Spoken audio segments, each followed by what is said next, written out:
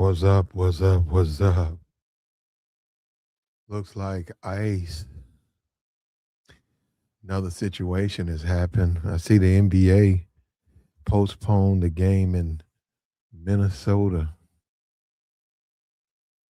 Yeah, how you doing, man? Pull on up, man. We frozen in, man. Frozen. It ain't gonna the weather ain't gonna break probably till Monday or Tuesday, man.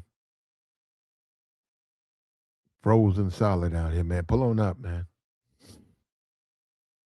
Pull on up.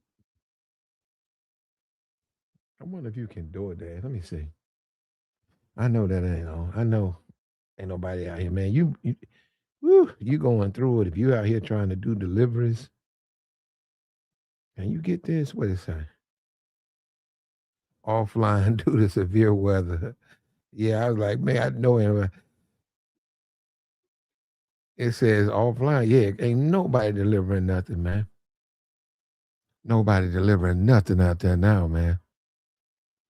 Come on, man. We finna get into it, man. Ice done clipped another dude, man. You got and there's a movement, right? You know, when you talk about online, right? They're saying black people shouldn't participate in these protests. And one of the reasons, just stay out of it, because normally when the black people participate, they get caught up. And it's the thing. They don't never okay, like the black vote. What are you getting out of it? What do you get out of the black vote? What do you get? I'm just saying, I'm asking everybody out there, what do you get from the black vote? We vote all the time. We vote all elections. And what do we get? We get nothing. We get nothing. Right? We get nothing. Normally that's one of us. What happened to this man? That's one of us. Now they believe this guy had some type of object in his hand. They believe this guy had something in his hand. And you look at the guy behind him, that's the ICE agent. And that's the dude. Now they was fighting him and they was got up off him.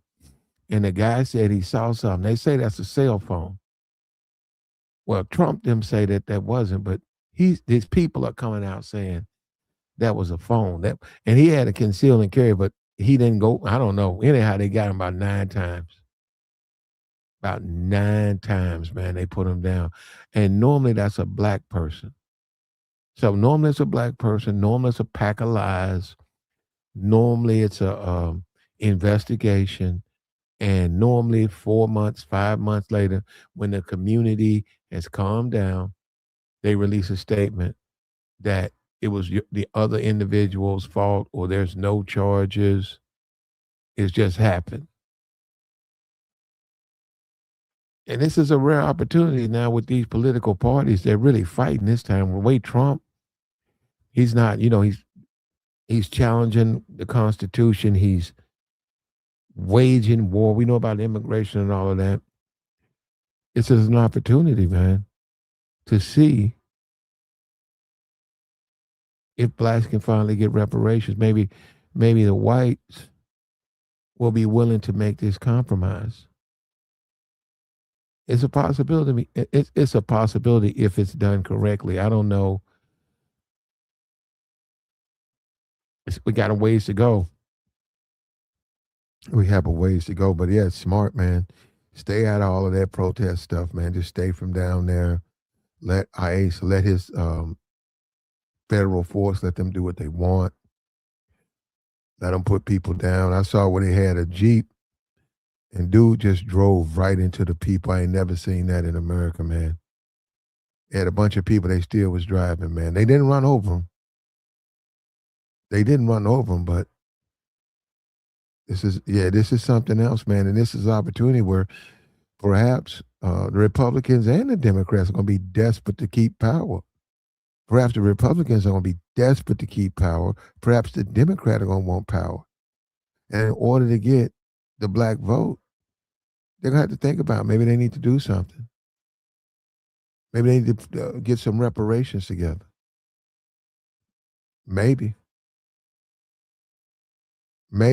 So you got shot a white woman, They just shot this white man. White America is waking up.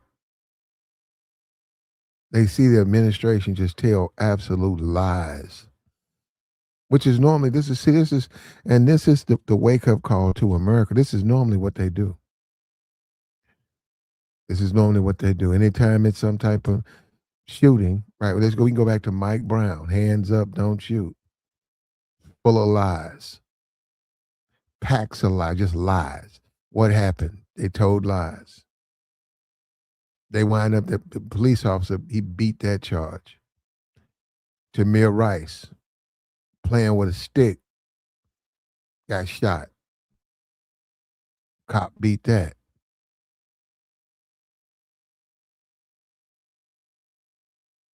Trayvon, Zimmerman beats that. And believe me, there was a group of people that was pushing um, Zimmerman. They were pushing it. They wanted Zimmerman to get off. There's always going to be a group of people who want to see black people. They don't want see they don't want to see black people be treated fair because they feel that that's an affront to their freedoms. If you studied the history of America, they're not supposed to treat black people fair, and they don't.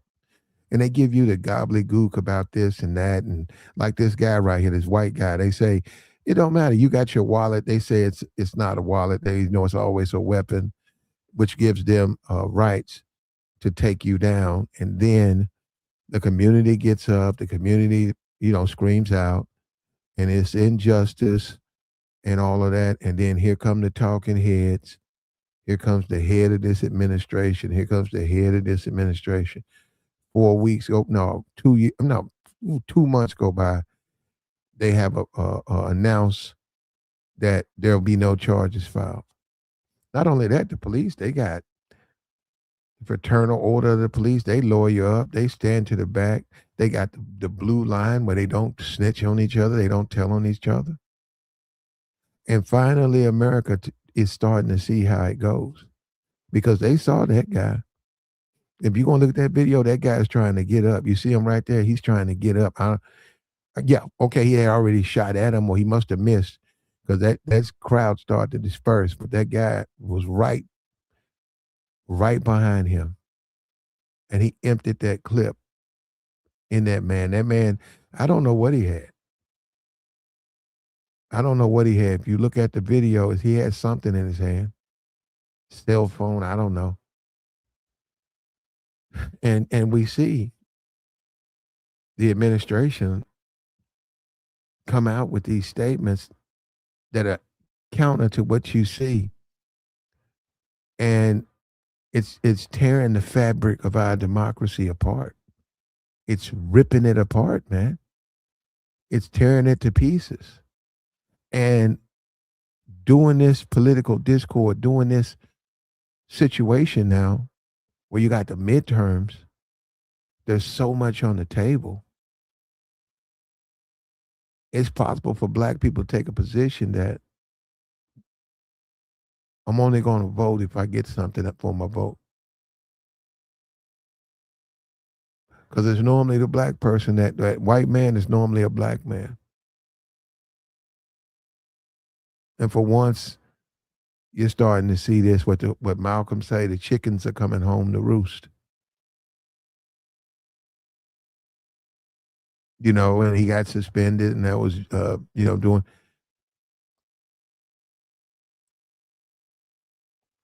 And it's a wild administration, man. And they saying they're going to overturn the Civil Rights Act. The Civil Rights, I think Trump, somebody administration said that they believe the whole Civil Rights Act was a mistake. And yeah, if you believe in racism, it was a mistake. Whoever said it, I haven't seen the article. Yeah, I agree. Couldn't agree more. Because like they said, you can't, there's Booker T. Washington, whatever. You couldn't teach a man to read because he can no longer be a slave if he knows he's a slave.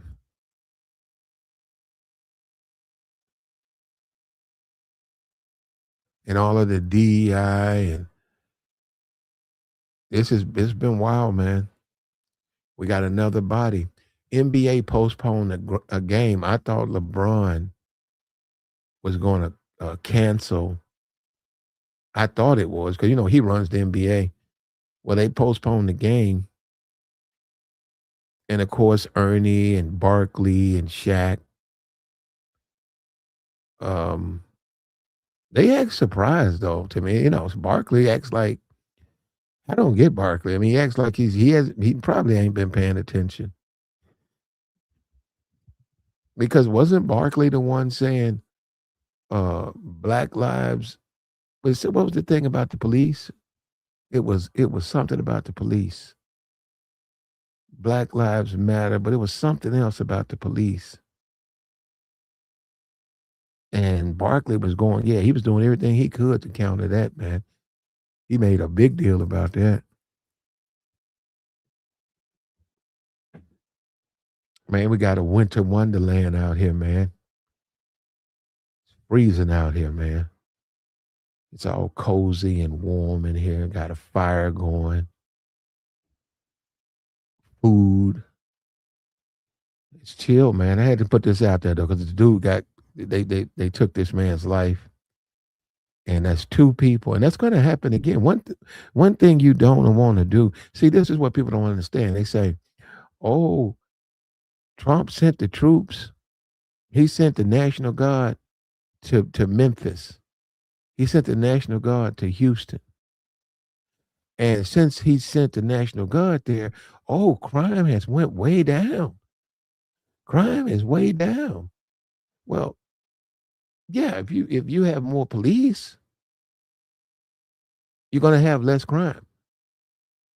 But the problem with when you have these, like you send a National Guard or ICE, is what happens is it's more interaction. By there just being more interaction, it increases the possibility of what happened to that man. And that's why you don't want that. And if you're a constant, and you got people on both sides. If you're a constitutionalist, you don't believe in a police state. You don't believe in interference. Your life is your life. Somebody said, "Hey man," he said, "Do you know?" No, I think I asked him, I said, "Hey man, what's a real American?" Because I said, these politics, you got a Democrat, you got a Republican, and both sides claim to be patriots, both sides claim to be this. I said, "What's a real American?" And he thought about it. It was a white dude. He said, "Daniel Boone." And I said, "Hmm." He said, "Just look at how Daniel Boone lived. There wasn't any government, anything. He lived off the land. He built his own property."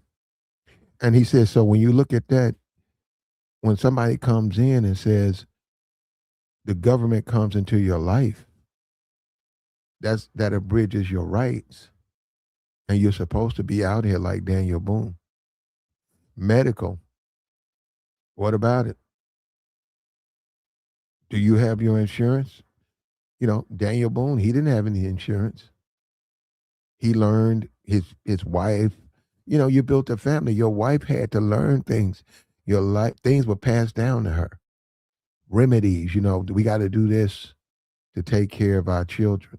Oh, he's got the flu. Well, then we got to do something, what plants to get, what things to do. None of it required the government.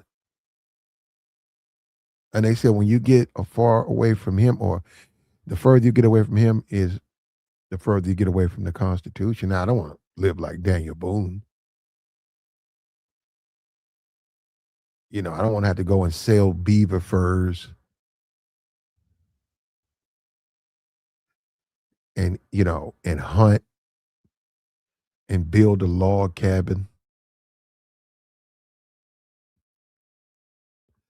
And that's one thing about a horse. I don't know if you guys keep up with the Westerns. The reason it was such a penalty if you stole the horse is because you condemned the man you stole the horse from to really to death. Many of those West, that's all they have. You look at those outlaws, those rustlers and all of that. All they have is a bedroll. Some of them have a Bible, and a horse and a gun. That's it. That's it. They slept. They slept on the ground. They slept by the horse, and they cobbled together a couple of pennies. And their idea of what we enjoy now was to go to like a Miss Kitty and deal with a woman of ill repute, and then go back and roll out the bedroll and go to sleep next to your horse, and that was their lives. And that's where you have this pushback because all of this hotels for immigrants. Oh, we can't find enough rooms. Let's put them up in some expensive hotel rooms. The taxpayer pays for that and feed them and house them. And that is why people are so enraged. That's so unfair. That's so unfair. They talk about veterans, right? You do. In just about any city you go to, you're going to see veterans. They're going to be going through a lot. A lot of them deserve benefits, but they can't do it. They're not capable of doing the things necessary to get them. And they've been written off. These are our veterans.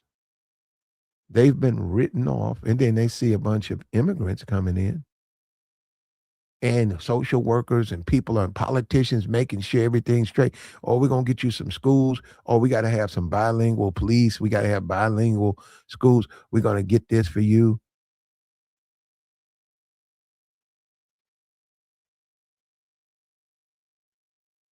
And then you look at someone like a Nicki Minaj, and she's a proud immigrant.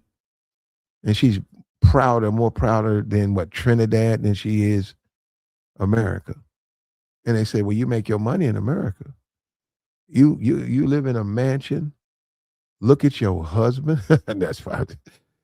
But no, she's benefited so much. Why, well, and we see her with, and that's the thing. That's the shell game, That's the political shell game. We got a dead citizen, another one. Another one. We just had a white woman. They put her down. Her car goes off to hit a pole. The guy just walks away like he was out getting cookies. He could care less.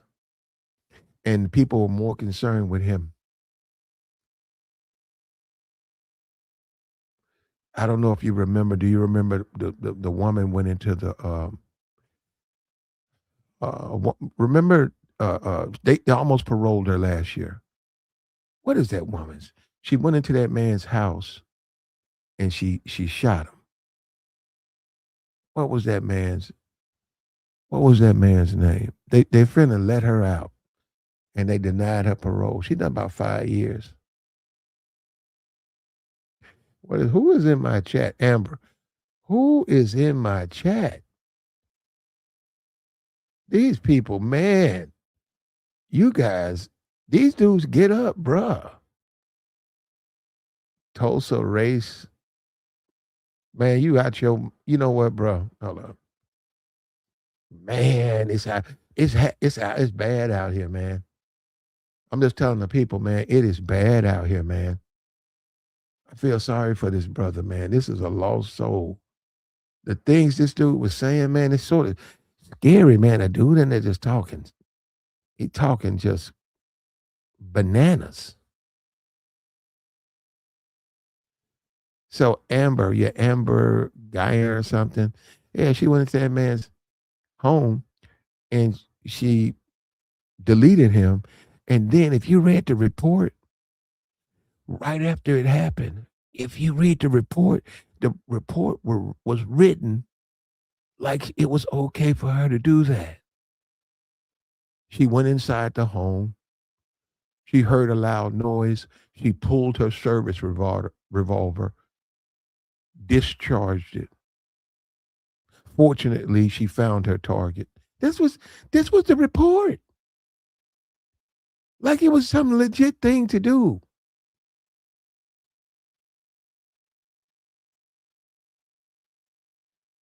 So blacks, they're sitting this one out. Now, I wasn't born yesterday. Botham Jean was the man, right? I wasn't born yesterday, man. I'd love to be on the receiving end of some reparations. It's rolling the dice, but not voting. I mean, it's up to you. I agree with this. The more this thing is, if ICE keeps making mistakes and deleting people, I wouldn't go down there around them. So um, blacks can use this as they can take this moment and let both parties know they're only going to vote for the one that supports cash reparations for the descendants of slaves.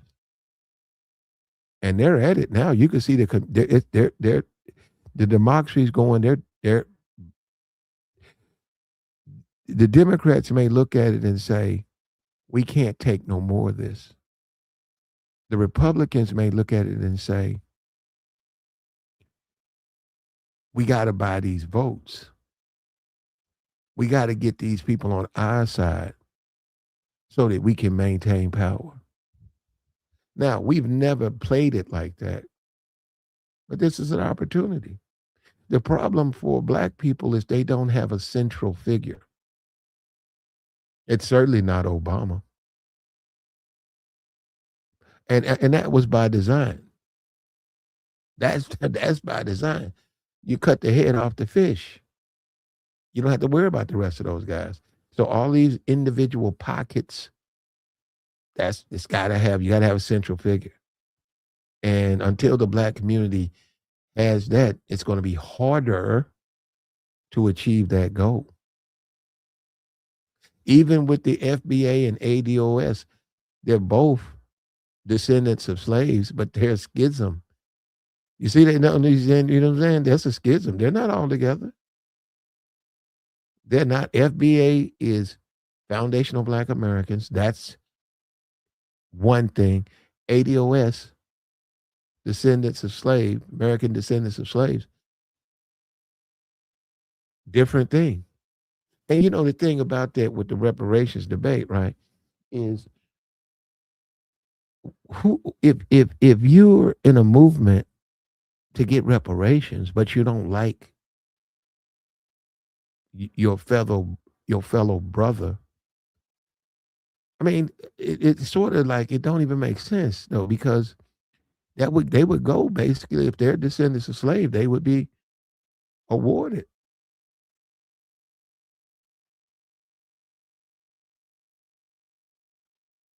But we got a long way to go.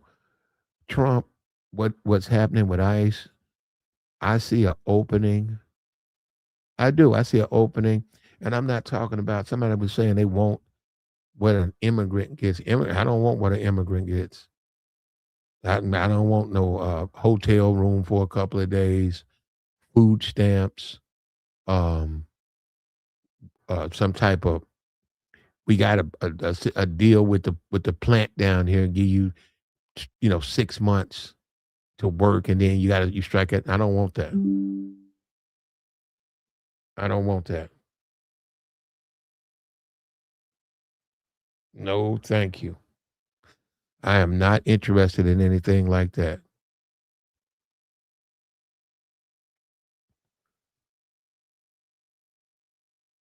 He said reparations, that's BS. Well, the problem, Edward, is it'll be coming out of your pocket. And because of all this political discord, it's very possible that once the movement will finally get the legs it needs, because both of these political parties are going to be scraping. They're going to try to get every vote they can. especially with the Congress and the Senate. You already heard Trump said, "I'll be impeached."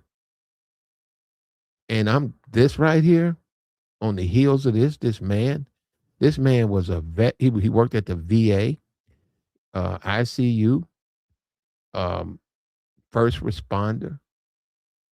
This man, I mean, people can look the other way, but he wasn't somebody down there just bothering people. He was exercising his rights.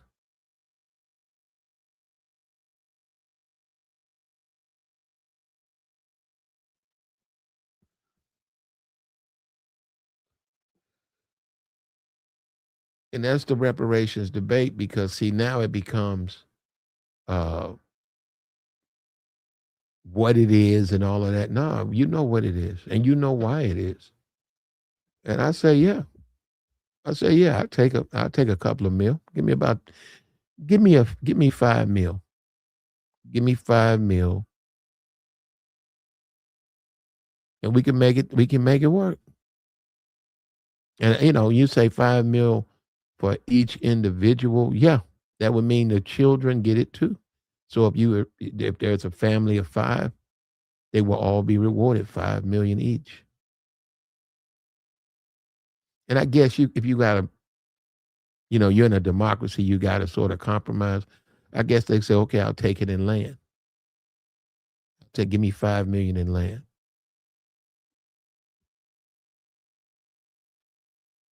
I seen it once. I heard a conversation. They were saying the housing projects, Cabrini Green, Old Block, all of these, these gang infested communities. They said what we should do is go into those communities and relocate all of those people. And they were saying, where you gonna put them? They said, well, have you ever seen our highways? If you look at the long strips of undeveloped property, you could put a home on the highways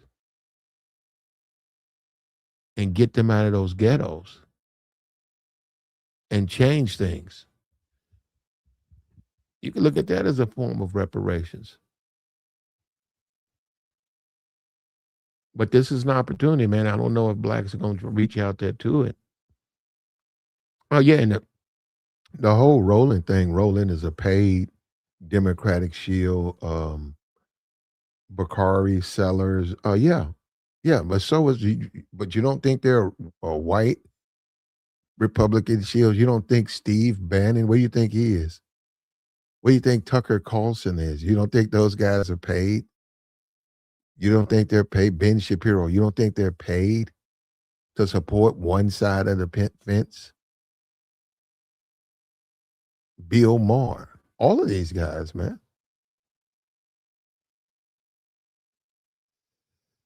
He said, so if your uncle were to commit, you can't use that language, brother. I'm about to delete that. But he died 15 years in his sentence. Your uncle got 25 years, but he died 15 years in his sentence. Should you have to do the additional 10 being that you are his descendants? Um, no, you don't have to do any time, but you would, America, right? The reparations would come from America. The money is going to be taxpayer money. It would come from America. You're making it seem like it's an individual thing. It's not. And the thing about this, and this is the thing you have to deal with. It's something that the country does all the time. Now, like I said, that somebody coming over here from Haiti, and they get $25 voucher, hotel room, uh, social workers come in, you give them, help them find a job, food stamps. Nah, that's not reparations, and I don't want that. I heard a guy say that they want the same thing the immigrant gets. I said, man, see, that's another thing about the reparations. People are going to be different about this. Some people will take $10,000. I wouldn't take that. Some people will take $5,000. You got to give me 5 mil, man. And Joe,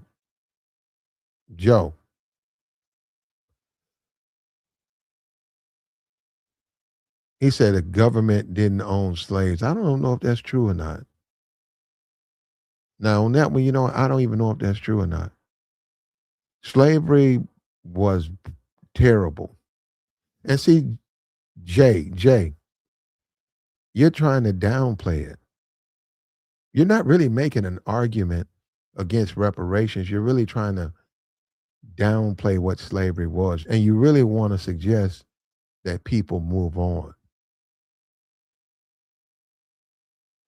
And these are the same people, right?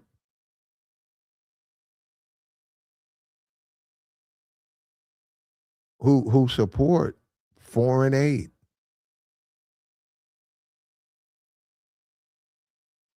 These are the same people. We live in a country where people say they don't like Obamacare, but they love the Affordable Care Act. They don't even know it's the same thing. And Trump said he loved the poorly educated. And that goes back to the whole slavery thing. They said, what, you don't want to educate a slave because then he'll know he's a slave. And you have a lot of people out here, man, who don't, they get the talking points and they're fed the BS. They're fed racism and fear. And just the fact that a black person is succeeding causes them distress. And Obama, because a lot of this whole Trump thing, that's the Obama effect.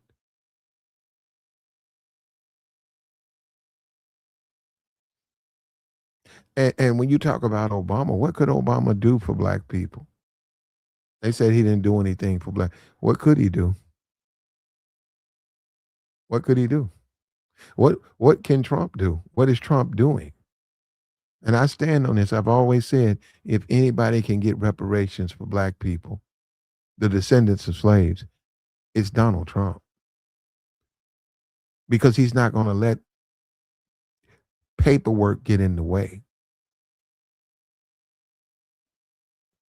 He's going to demand that it happens. Now, let me say this right here. I think blacks should take this moment to make a serious play for reparations. I do. I think they should do that. But I think they also got to understand politicians lie. So if you do get a politician saying, hey, when I get in office, I'm going to deliver you guys reparations. You got to remember they'll lie to get your vote. You have to remember that. You can't downplay that.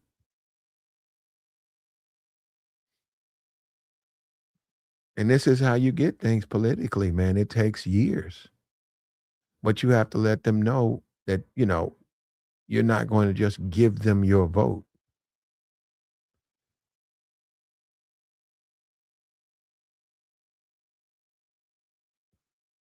You're going to vote in a way that benefits you.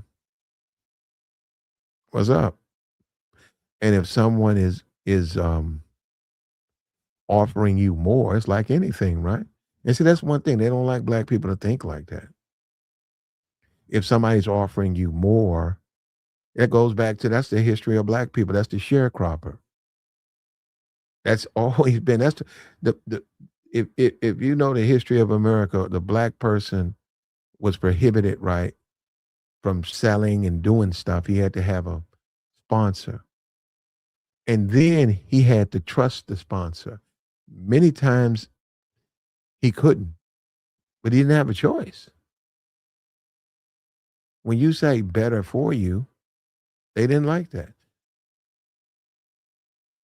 It was the whole thing about what you need to go to college, what it looked like a black person going to college, what you need college for. Isn't that and that's and see, and that's where we get into talk radio, and talk radio is a campaign against civil rights. It's against black progress. They've always been like that.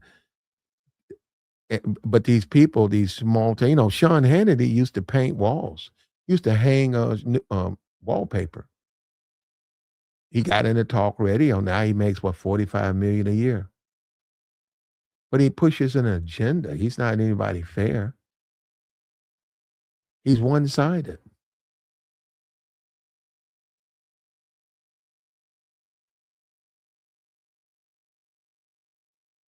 It There are going to be some problems, though. There are going to be some problems. And I agree with you. The whole concept of reparations, right? And the way politicians bury things, and the Republican in California who brought it up, he wasn't serious. He did that to attack his opponent. He didn't care. He don't support no reparations. He did that to attack his opponent. That was bad faith.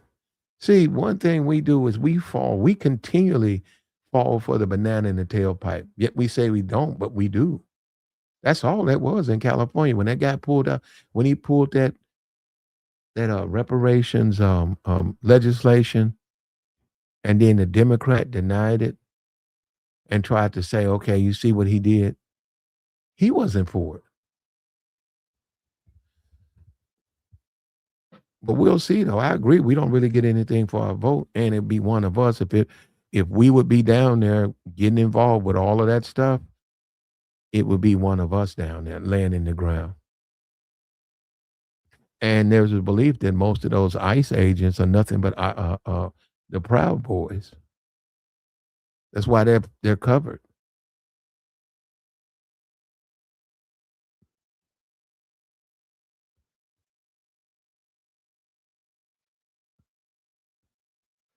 And see, that's what you get with the Negro. Most of the time, all you get is a spiritual.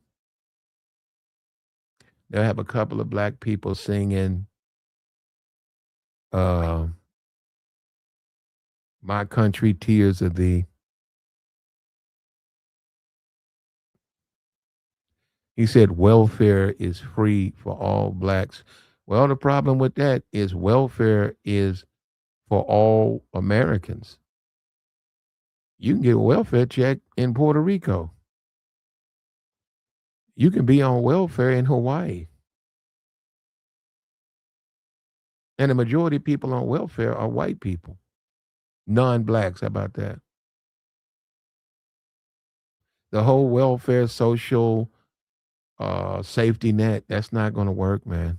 Reparations is, and it shouldn't work. Reparations is specifically for damages.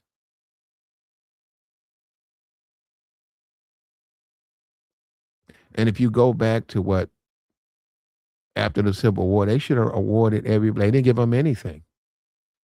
And a lot of that was racism, and they wanted to heal with the North. That was the whole point. We got to keep this country, this union's got to stay together. And if we was to start giving Negroes money, it would break the union. So in a way, they sort of sunned, the Negro, robbed him. And from what I believe, some Confederate Southerners were given reparations. They were awarded. You could get reparations. Do you know they had a money, man? You can go on Amazon. Do you know Confederates had their own currency? You can buy some of it on. I didn't know they had their own. They had their own money.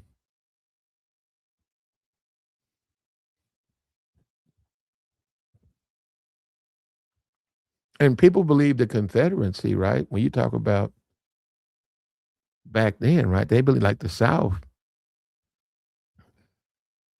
They believe the South had a certain it had a certain way they looked at the country for, and that was another thing, the whole the Yankee and all of that. They didn't agree with that. They didn't agree with the ways of the West, or even the East. They just didn't agree with those people. Those people lived uh, in a bad way. And what they would say, look, I don't agree with this, right? Um, they treated their blacks were family. The black person is portrayed as a slave who slept in a shed and was, mistreated, not fed. But the pro the proponents of slavery, right, will tell you, well, blacks were livestock. And he said, well, what if I had 3 horses? He said, well, you think it'd be a smart idea for me not to take care of them? He said, of course the blacks were taken care of. And he said, another thing you got to remember is many of those slave owners, some of them only have one slave, that person became a part of your family. If you talk about, say, Missy was a cook. She's going to get up and she's going to cook. She's going to wash clothes. She's going to be a nanny. And most times they lived in that family. They lived with that family inside. And that was the life they offered them. And they didn't, they said that's not been told. I mean, once again, you can't really tell a story like that because it seems like you're glossing it over, like it's not really that. I think the Hattie McDaniels character in Gone with the Wind, I think she was a slave.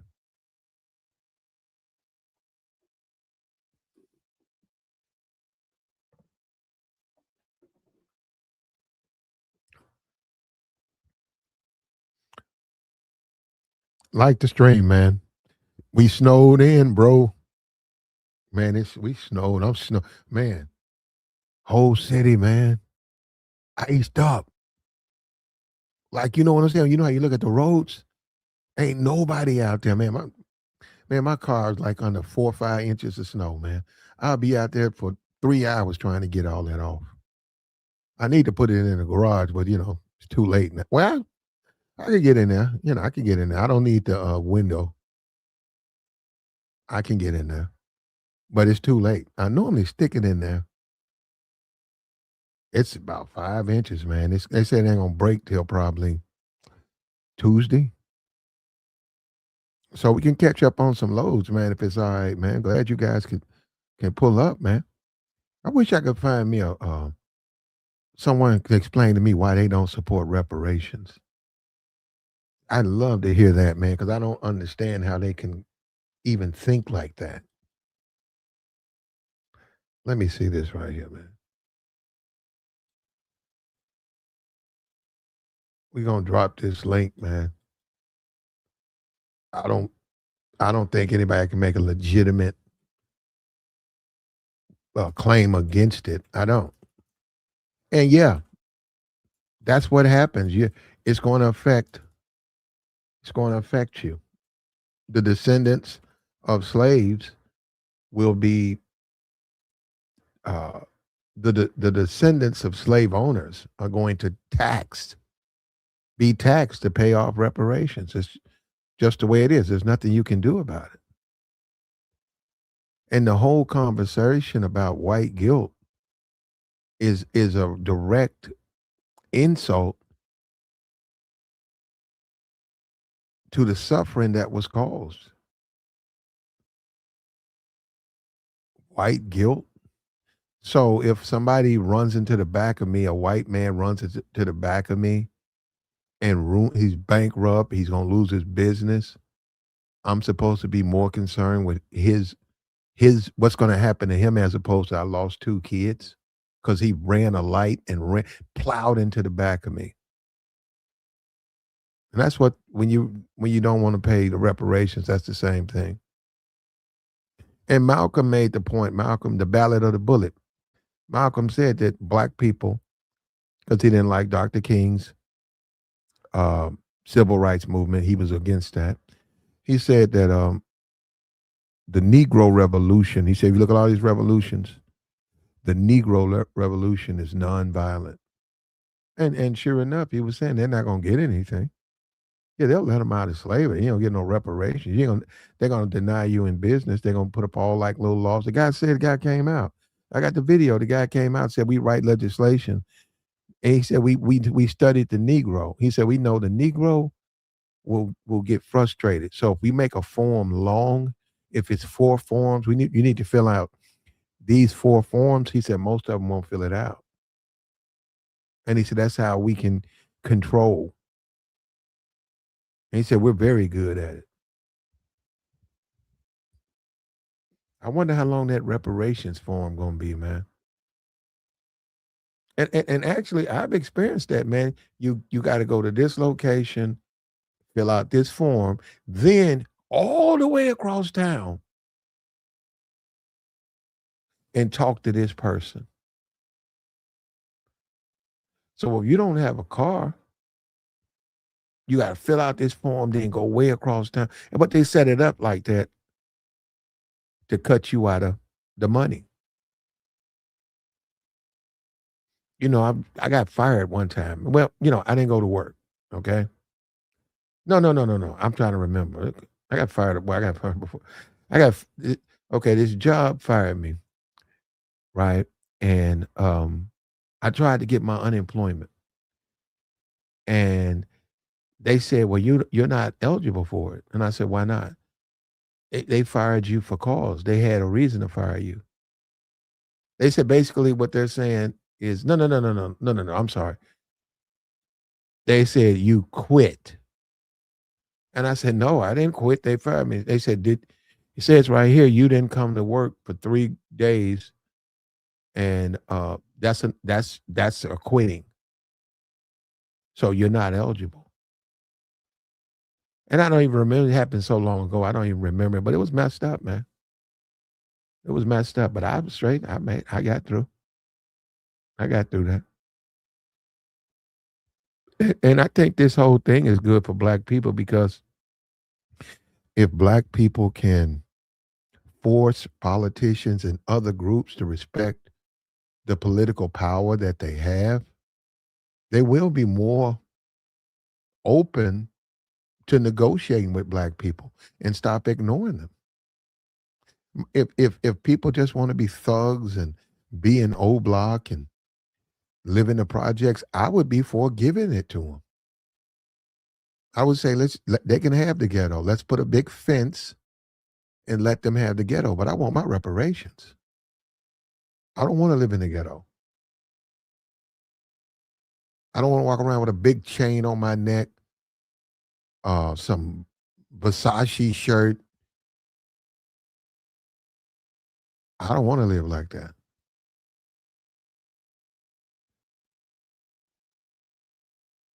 But see, like I said, we're not supposed to even be having this conversation, man.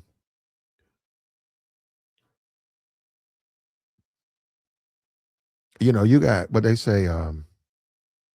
Yeah, you do. You have black people, man. They're born in poverty.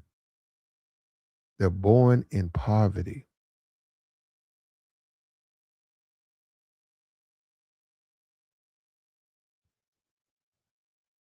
and they die in poverty. Maybe what's that commercial, man? That guy, like, what is it on ancestry.com?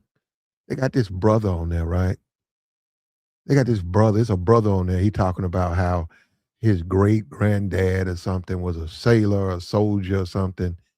No, he was a slave, and then he went on to become like some type of businessman. And as they end the commercial, he says, "My dad, my whatever, I don't know, his uncle, something. He was born a slave, but he didn't die." Like what? I said, "That's some stupid. What kind of?" Yeah, I was like, "What the?" I was like, I said, "Bro,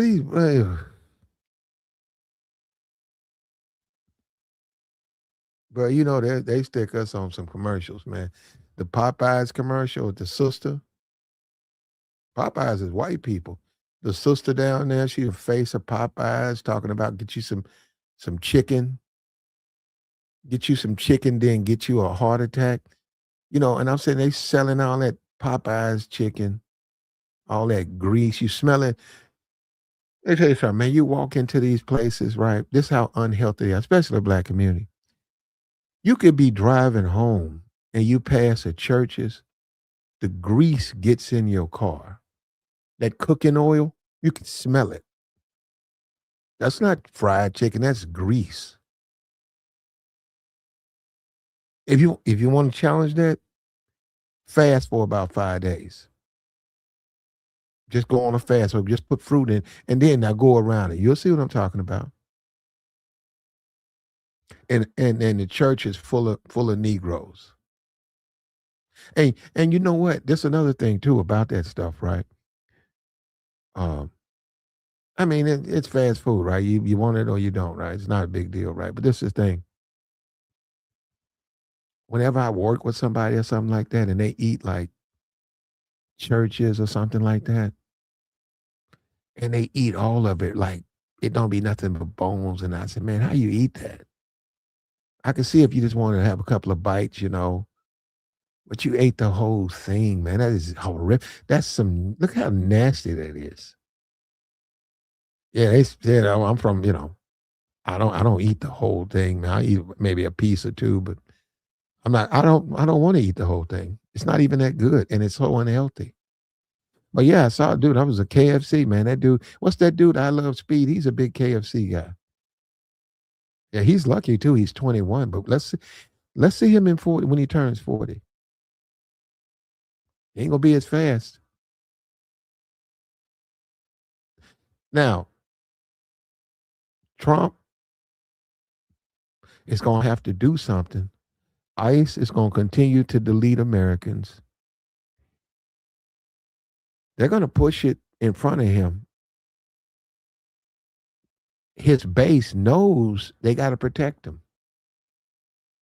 His base knows that if the Democrats get in power, they're going to undo like everything he's done. And Bannon's right. A couple of people are going to go to jail. With that being said, a compromise of reparations for blacks for slavery could be on the table, even though we know his base are no fans of black people.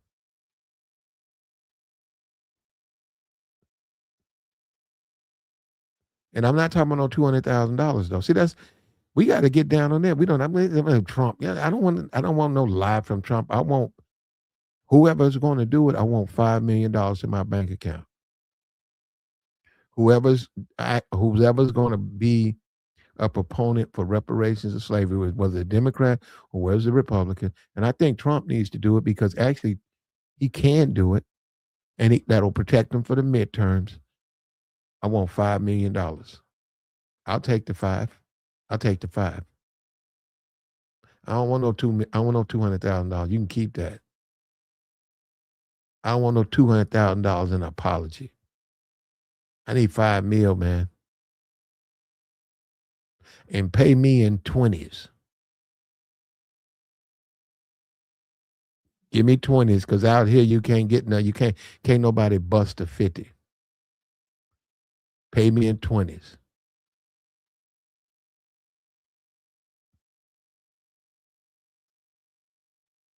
You have to wonder, do we really want that though? Because man, so it's so much. When you think of the movie The Mac, the guy said he kept all his women broke because if they woke up with some money, they subject to go crazy. That's how America treats black people. That is how America treats black people. They treat them like they hoes. And when you start talking about do for self, see, they don't do that. Not black people.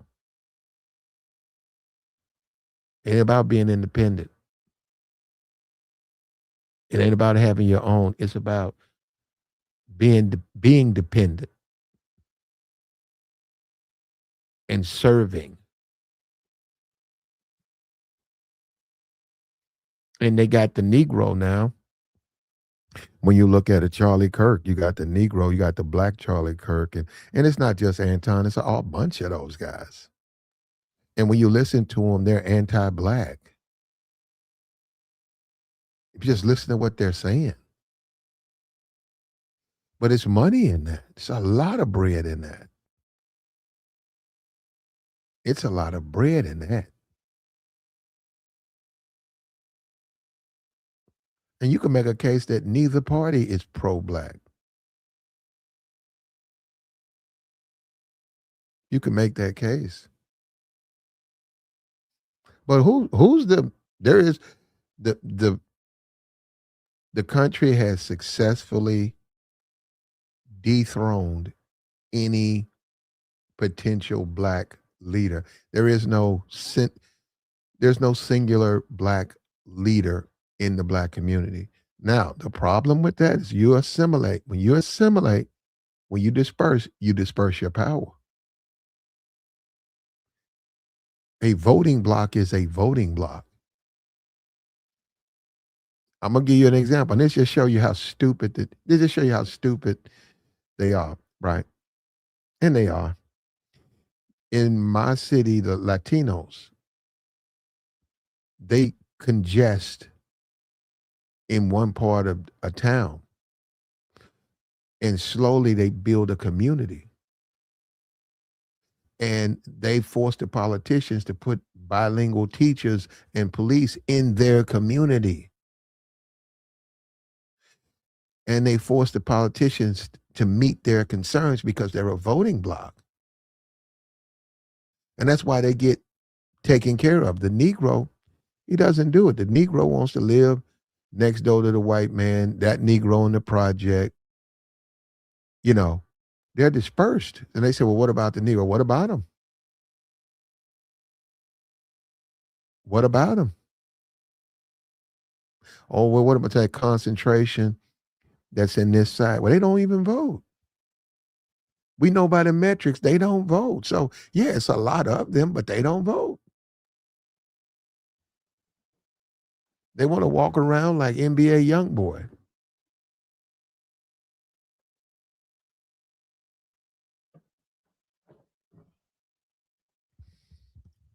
They want to walk around like NBA. Yeah, that's the world we live in, man. Social media has opened up so many windows into the black community, man. And you can see the dysfunction now. You can just see it.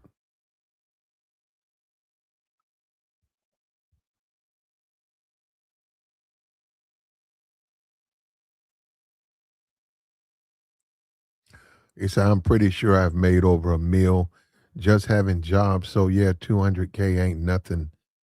So 5 million isn't a stretch for me. Yeah, but I don't think it's based off what you make. See, that's another thing. If they did that, I wouldn't be for it.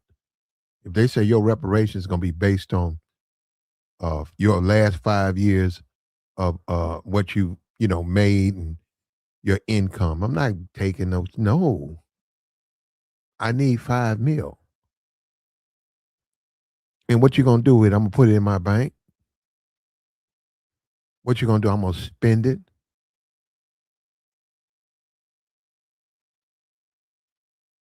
What about the people who burn through their money? What about them? That's their problem. You know, hey, you gave them that's where America messed up. They didn't do it. You got to give them the money, man, and whatever happens, happens. Then you go on with your life, man. The church gonna get it. Okay, they'll get some of it.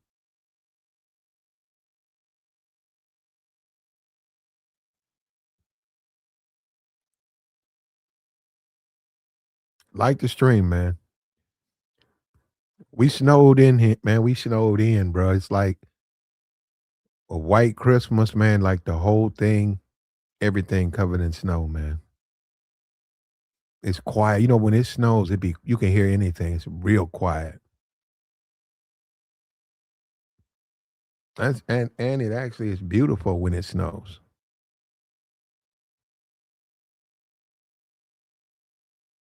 But it'll be gone. week or two, it'll be out of here, man. I think it was like this last. It was like this last year for about 2 days.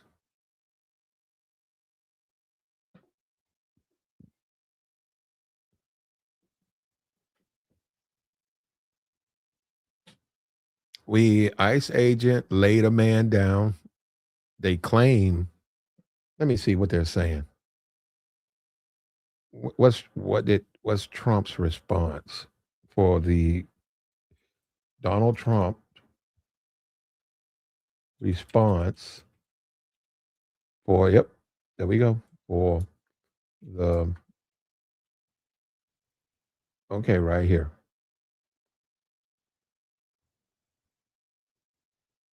He says, if they let me. Yeah, I knew they won't let me. The New York Times, man.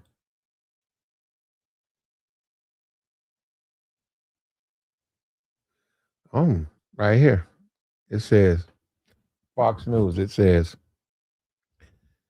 judge blocks Trump's administration from destroying or altering evidence in the Minneapolis deletion right here. It says they already filed a lawsuit after claiming they were unable to inspect scene. Wow, that's crazy there, bro. Federal judge in Minnesota has blocked the administration from destroying or altering evidence. Ruling came after criminal apprehension filed a lawsuit Saturday to prevent the destruction of evidence in the death of Pretti. That's that man's name, Alex Pretti. Mm, that's crazy, man. Said according to there it is. According to Homeland Security, Petty approached border officers armed with a 9mm pistol and violently resisted when they attempted to disarm him. Yeah, I mean, if that's what you, I mean, I wasn't there, but let me see right here. I don't know what that is. There, he does have something in his hand. That's he has something in his hand. The guy's riding on his back, and he shoots him a couple of times, bunch of times, and so no matter what, when this goes, we know that, I mean, you can't really believe what's going on. This is going to be when all is said and done, his survivors will be given some money, but this ICE agent, nothing's going to happen to him, and they'll probably go on to do it again. And eventually, they are going to run across somebody black, and it'll be interesting. What happens. Eventually, that's going to happen.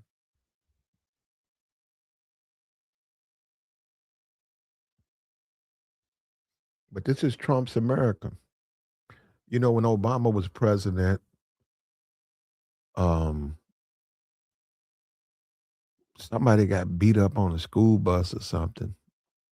I'd have to go and look, man. I don't remember all the way back there, but anyhow, when Obama was president, the black conservatives they came out hard and they said this is in a Trump in a Obama America, white kids are beating on buses, and they said Obama doesn't even care. Has he released a statement? They said Obama hadn't released any statement. Isn't that something, man? Isn't that ridiculous how people think? And then the same thing with Trump.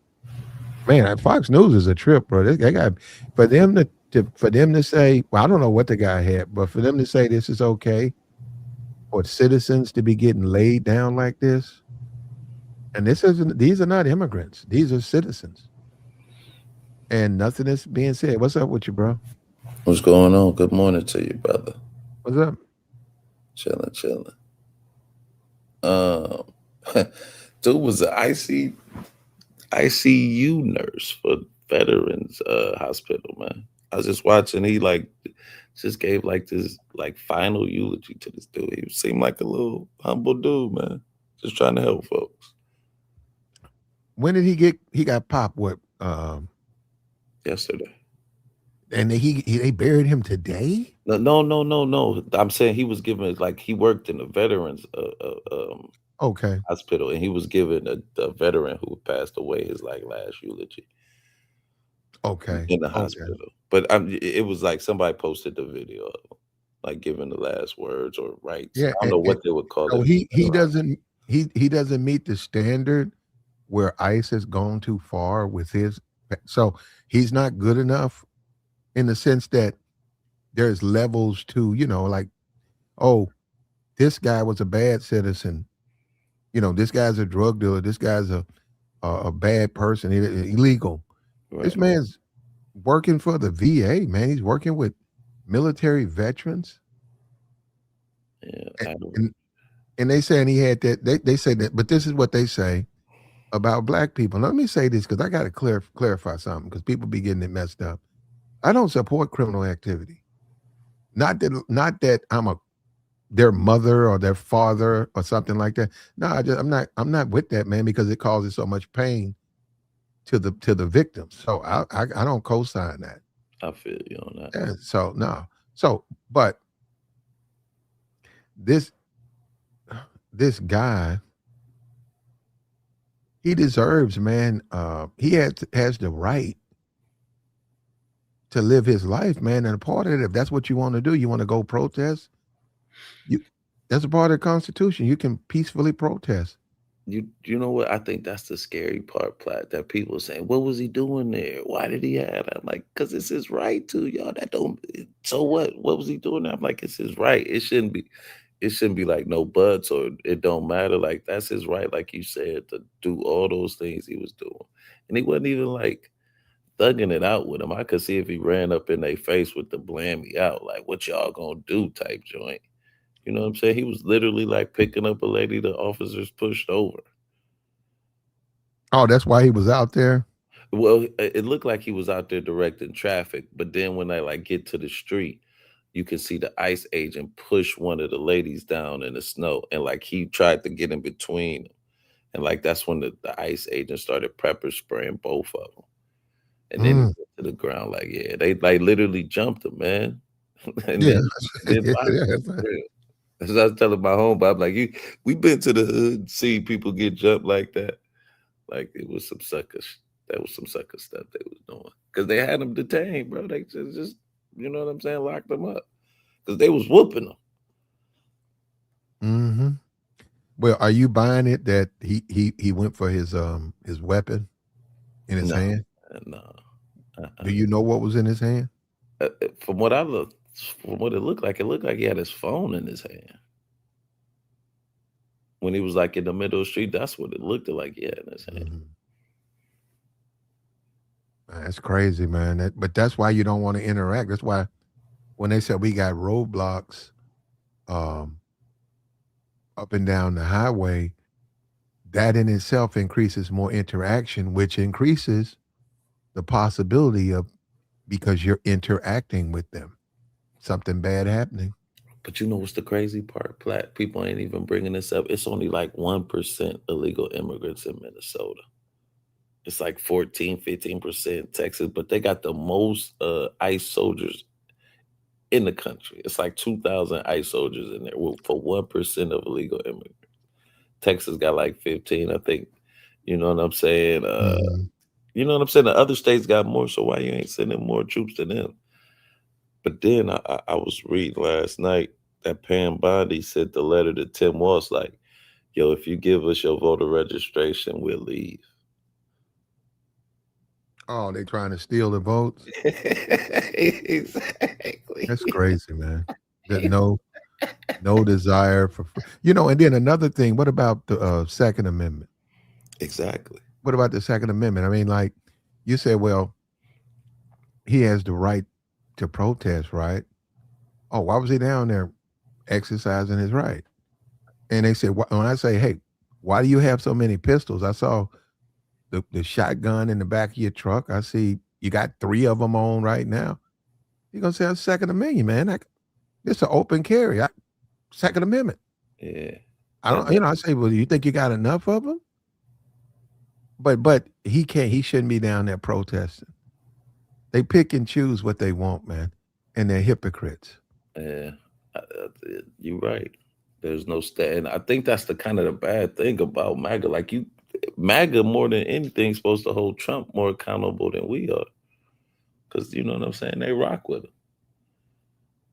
but That's crazy, man. I don't even know if you want. Would you? Why would you even live in a country where you don't have any rights but or anything can happen to you? I don't think they realize what they're giving up. And like a lot of people try and say it's about the illegal immigrants. No, it's literally about our rights at the end of the day. Because if they start going after illegal immigrants, you know they coming after us. You know what I'm saying? Like it's the erosion of our rights, and people just I, allow it, man. I don't think Trump wants like the dudes who are clear troublemakers. Yeah, but I don't really think he cares about the black community being thuggish. I think they want it like that.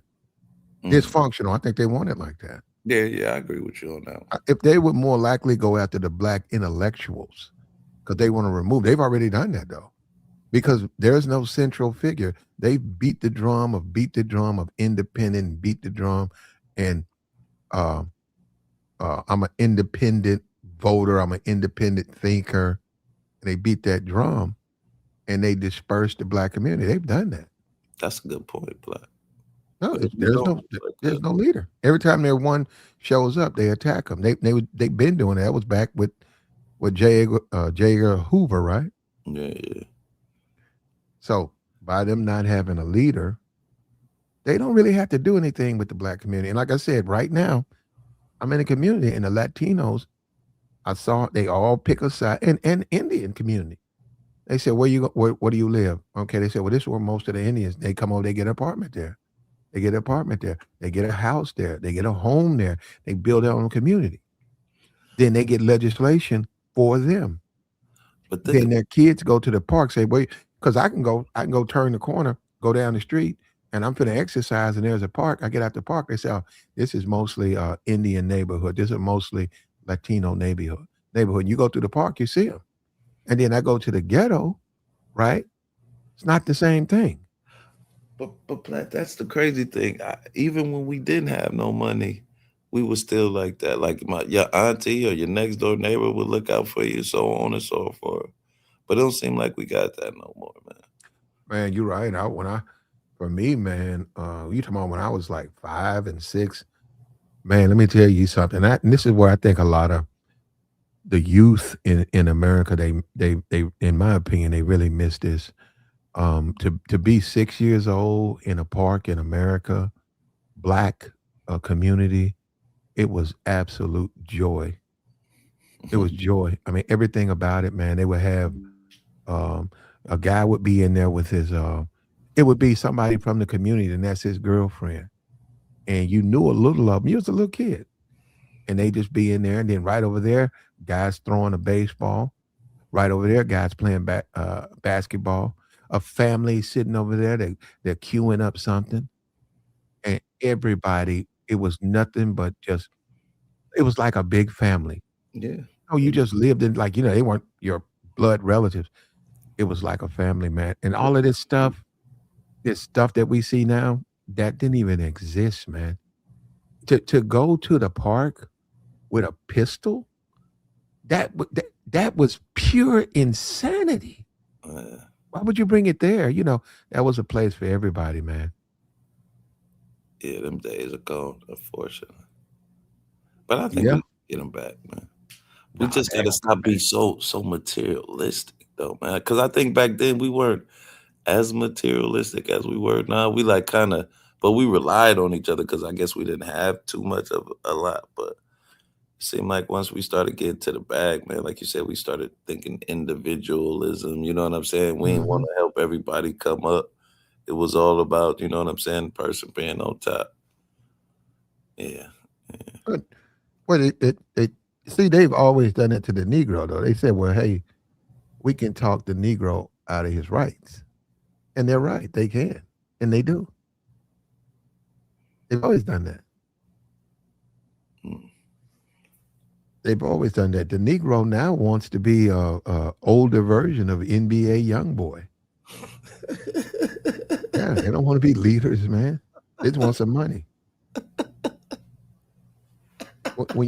When you look at like Dr. King, like I said, and Dr. King could have stayed, he could have sat right there in his church, uh, under his father, and then his father passed away, take over the church. But he went out there even when it didn't benefit him, including he lost his life. And they have effectively repackaged that. If you notice, they keep talking about that he committed adultery. It was illegal to tape him, but they've effectively repackaged that to take anything from and push it. They push hip hop, but they take that away and say this guy lost everything when he could have had everything, but he sacrificed because he wanted what was best. We don't want to. We don't want to tell that story. Yeah, Tell the story of how Negroes just be, popping each other, and it's worked. It's worked. It's yeah. worked. Like Scarface said, "You're not good. You just know how to hide," and that's the truth. They know how to, you know what I'm saying? They know how to Hmm. hide their dirt, man, and then use us as a scapegoat. They've been, like you said, they've been doing this since the beginning of time, or since the Always done beginning of this. this country. They've always done this, man. And the well, I don't know if this is a good thing. The different thing now is happening to white people, and and they're seeing it in real time. Where does he have a weapon? I mean, does he have a gun? Oh, I think it's a phone. Well, what do you think they're going to say? They're going to say it was the officer feared for it, and nothing's going to happen to him. And yeah, his family will get a couple of meal or something like that, and then because they don't really care, man. Man, they spend so much money on that too, on like settlements, like 8, 10 billion just on racism alone every year, Hmm. just on settlements. That shit is crazy. Do you think that black people can effectively use this moment to champion for reparations? And whichever party supports that movement, vote for that party? At this moment, no, I don't think we gonna. They, I don't know. They ain't gonna let us get in reparations right now. What they gonna say is, we're popping on, so we can't worry about y'all right now. We gotta get the country together first. Well, okay, let's get the country together. Are you going to be for reparations? I am, but you know what's the crazy part, Platt? Old girl Mhm. was for reparations, Harris. But she did it slick. How Mm. she got her way out. She said if they legislate reparations bill, I'll sign it. But see, the trick is you got to get the legislation to make the law. So if the legislation don't make the law, she can say, "Well, they never brought the bill to my desk to sign it." You know what I'm saying? Well, So I sort of agree. I don't think Harris um, should have ran. Um, I don't think she should have ran. I think Joe Biden let everybody down. oh, definitely. Doing that debate when he I don't know what he had. He I don't know what you call that. You know And what then he let down that plat? Not acting like Trump. Like he should have saw Trump as the threat that he was. He should have been trying to get all that dirt out. Like, and I ain't just saying with the that's not politics. No, no. it is No, no, Trump. no. The way Trump's politics is very unique. A politician rarely just addresses his opponent the way I get what you're saying. That's not how politics talk to each other. Yeah, you're right. They have their own language, and a lot of times they don't say anything. Yeah, I But get what Trump is in your face, you suck, and that's his style. but you almost have to adapt that to beat him. You know what I'm saying? Like you can't just be no nice guy and dude. It's like that Looney Tunes cartoon when Daffy Duck and Porky Pig was fighting, and Porky Pig would poke him in the eye and punch him in the. You know what I'm saying? He was like, Mhm. "It's illegal," and that's how Trump is. But remember, in the cartoon, Porky Pig started doing it to Daffy Duck. Like he poked him in his eye, stomped on his foot. Like you Mhm. got to do that to Trump. You got to give what he get. When the last time you seen that cartoon? Man, years You ago. still remember it? It's a classic, bro. That was a classic. It's Looney classic. Tunes. You don't It's, remember that? I've seen Looney Tunes. I don't remember that. No, I don't remember the cartoon. Yeah, Daffy Duck and Porky Pig was fighting in a box, or it might have been Bugs Bunny. It was like one of them. Man, what's the one? Hanna Barbara, is that it? Hannibal with like No, Flintstones, that was the cartoon creator. They had it like Flintstones, um, Jesse. no, I don't know. It might have had those, but what Oh, was you that? That dog hungry hound or something? Dastardly. Oh, what was his name? I think it was Dastardly in the mud. Yeah, it was In they Heaven's Hanna Murgatroyd. Barbria. Yeah, Hanna It was Barbera. Hanna it Barbera. was terrible. Those were the worst cartoons, man. Like, no, I like Looney Tunes, right? Yeah, Looney But those Tunes. Hanna Barbera cartoons were horrible. Yeah, I have the Jetsons was all right. And what was Tuesday? I think it was Dastardly though. And that one That was nigga kind said the Jetsons. You thought it was gonna be like we're in 2026. I thought we was gonna be having flying cars and all that. I thought it was I thought it was gonna be like Back to the Future, man. Now, those days are over, man. I mean, But Platt, you got to think about it, man. Like the 80s and the 90s was like the peak of American just us nostalgia because it was the best of like the 60s and the 70s. Oh man. 80s and the 90s was the shit. 80s, the 80s was well, you had the 60s, and really nothing was more transformative than the 60s because of the Vietnam War, Right. um, and just everything that was going on. And then you had the 80s, and the 80s took it to another level. Man. And I don't even know if you say the 90s, I grant you, I don't Well, see you know, nothing I in mean, I the was 90s that in the was 90s. huh? I said I was a teenager in the 90s, so maybe that's why it's so Okay, nostalgic. maybe okay. You was a teenager. Um, and then after, we was supposed to Y2K, right? We weren't supposed to make it through 2000. Everybody buying water. and we made it through that. And I mean the internet. I said that you go with the 60s transformative, 80s, 80 from 80 to 90 transformative, then all the way up to like 2010 when age of the internet, when the internet took off, and it's still growing, it's still becoming. But when it became everybody got emails, your postal service s- took a hit because everybody was doing emails. Everybody. Yeah, so and cell phones now you could FaceTime, and you could and then Amazon, and you could just get online. You don't have to go to the malls, and all these malls start closing, all the money started going. So it changed. The country has already changed in a way that I don't know. There's probably no coming back from this stuff. And that was the thing we were talking about this morning. I don't know why guys don't want to believe it, man. These foreign women, even in the Philippines. Now, your family don't have it, they don't have it. If they're dirt poor and they don't have it, they don't have it. But you take a young lady in the Philippines, um, and she posts a couple of pictures, she's gonna get likes.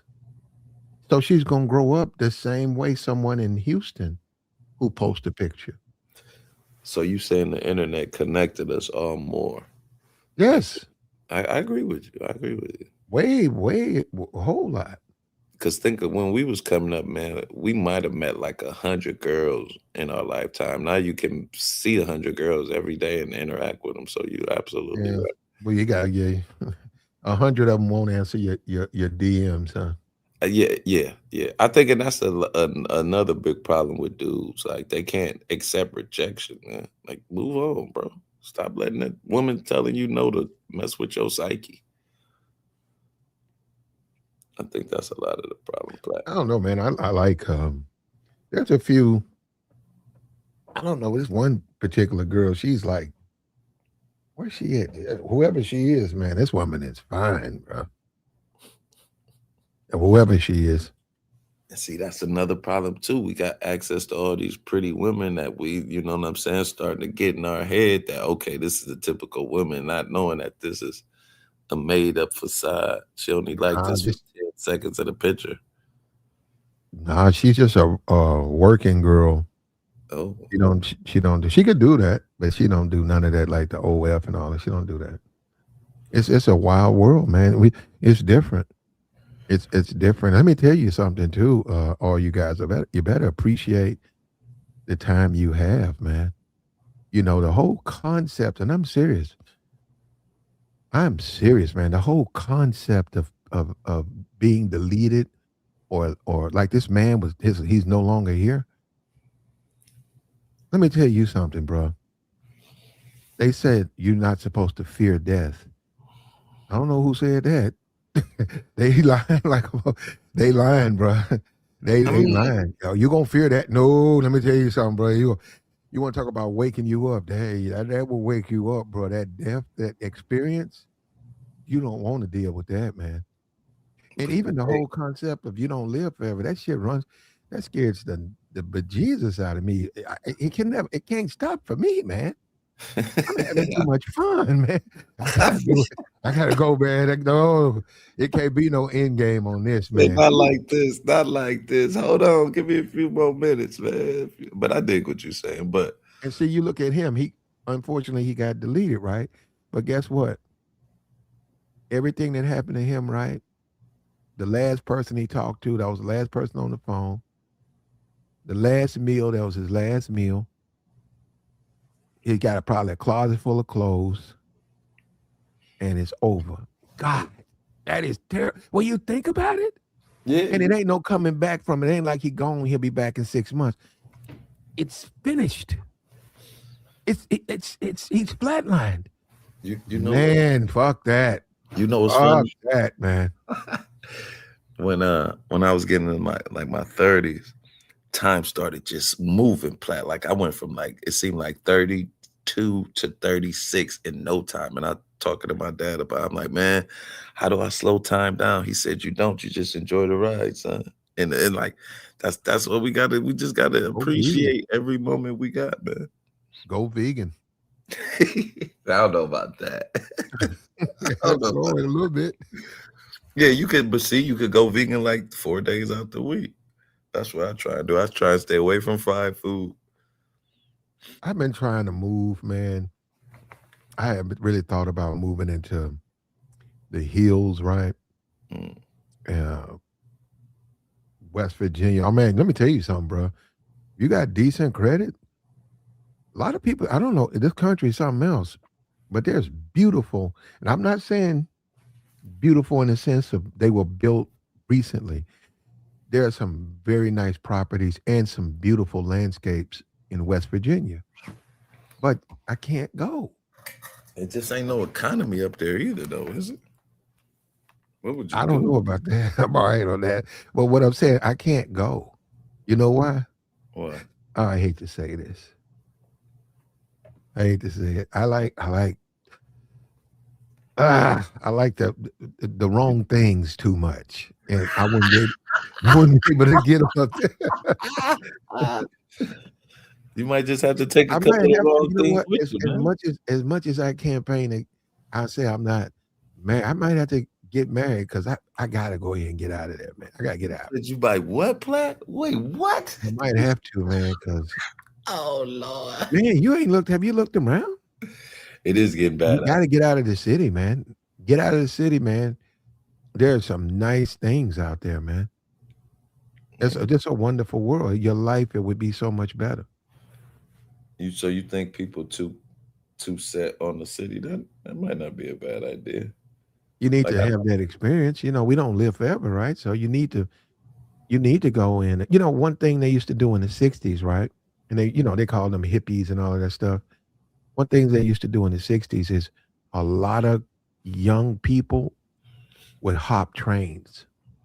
oh yeah, Now, hobos. they weren't hobos, right? That's a different thing. Those are hobos. No, these people were travelers and they would just hop a train. Why?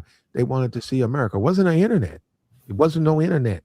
So going to St. Louis, going to Kansas City, These were once in a lifetime opportunities. They were regulated to the places they grew up in. They was they were 18 and they wanted to know what living was about. And it was a rite of passage. And a guy might be on the trains, man, for a year. And then, depending on his family, he comes back home and then he goes to college, but he still remembers that experience. Some Yeah, of them started a family. They would go there, they would just ride in trains. They would start a family, get off, and that was their lives.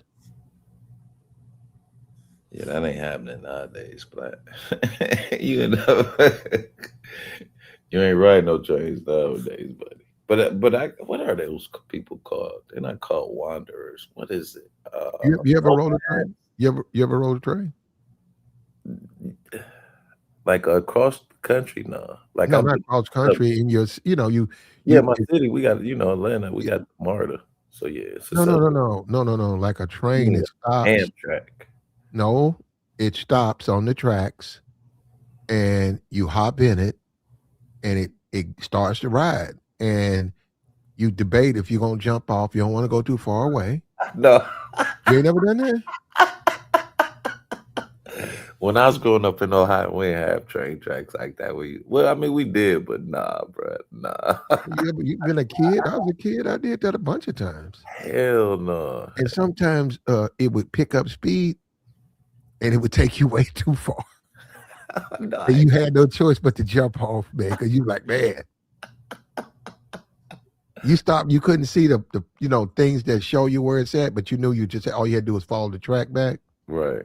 But if it was starting to like, and then sometimes them thing, but then most of them didn't. They didn't really go that fast, and then they would always stop because they had to. It would just stop. So you get off and That walk had back to be an down. experience, man.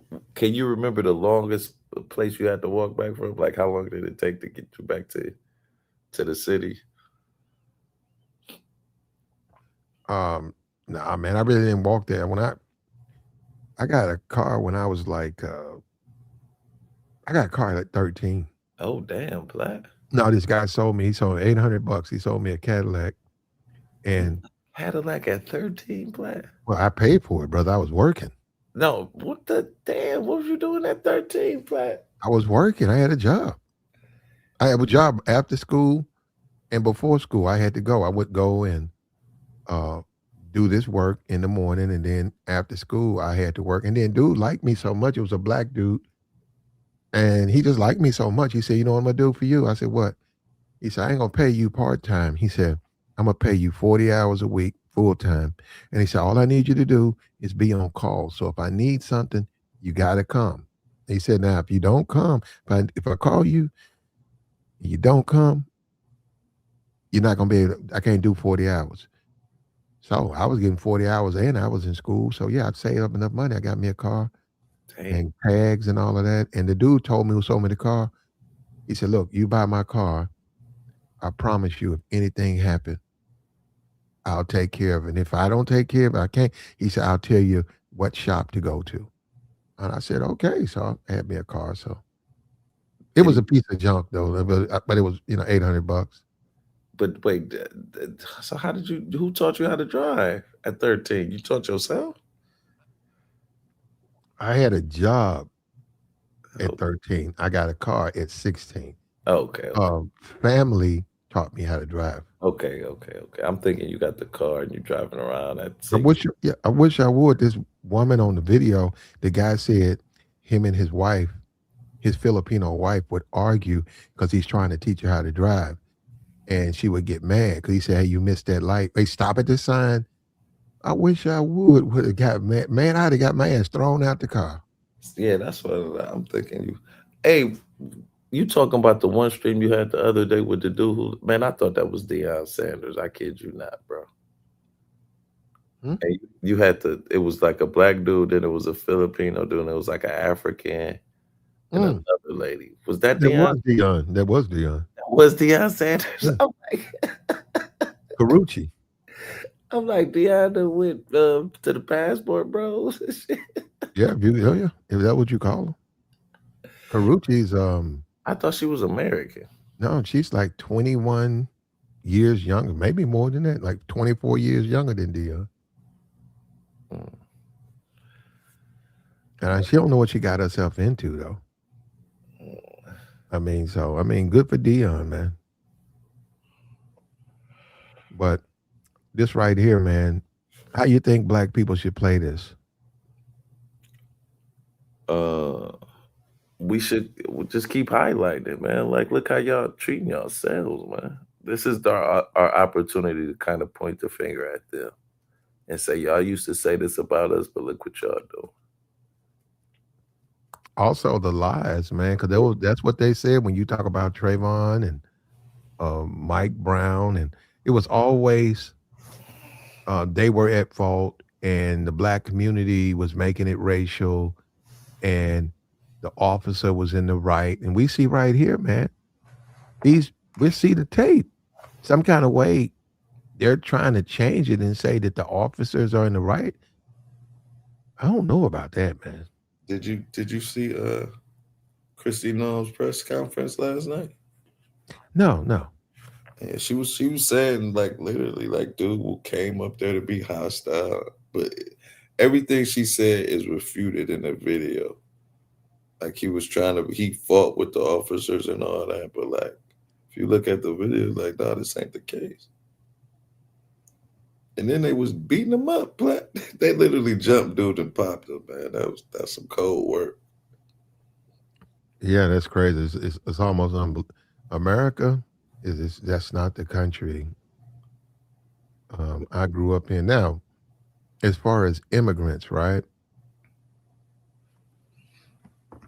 I I understand they look down on foundational Black Americans. I understand that, but I haven't experienced any type of.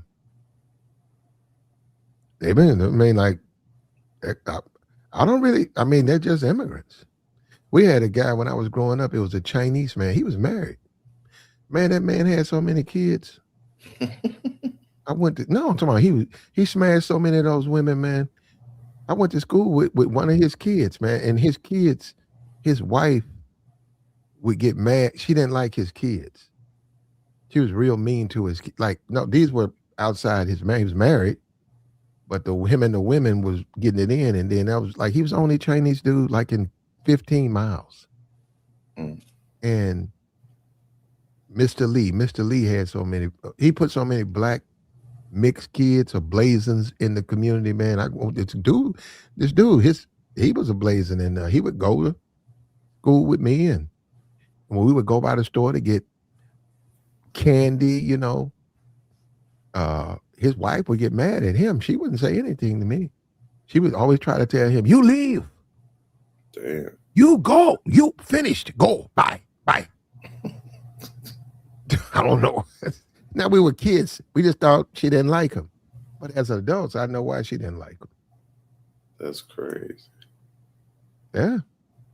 I don't understand why, especially FBA is so like concerned with immigrants. Like I don't think they're a factor like that. Especially the black immigrants. There's only like 3 million of them. FBA believes that once you get the immigrants out of America, there's going to be a windfall of money for black Americans. That's where there's a tremendous disagreement with that. I just don't believe that. Yeah, I don't see that either, man. And I don't understand how the immigrants just jumped over us. We Americans. What you mean? Well, they've always done that to the immigrant. They favorite the immigrant. Immigrant doesn't carry with it. See, okay, both those movies, ADOS and FBA, right? When you listen to them, they both are 100% correct about the history of black people and what they've done in America and how they deserve these things. The politician has never wanted to give the black man anything. So what they do is they get the immigrant and then they put the immigrant out there to serve their purpose. And guess what? The immigrant doesn't have a history of slavery. They don't have it from the perspective that the black American has it. So yeah, they run them out there and say, "Hey, the woman tried to do it in Virginia. She was on there talking about the NAACP came out, endorsed the candidate, which was a lie. That woman did everything she could to try to stir racism to try to get in office. The Winston Sears, and Yeah. she lost. And she lost, but she did everything she could. And they was talking about, will black people vote for a conservative? What is all of that? You know, and they didn't vote for her. They voted for the woman she won. But they needed a Winston Sears because Winston Sears is going to be a rubber stamp.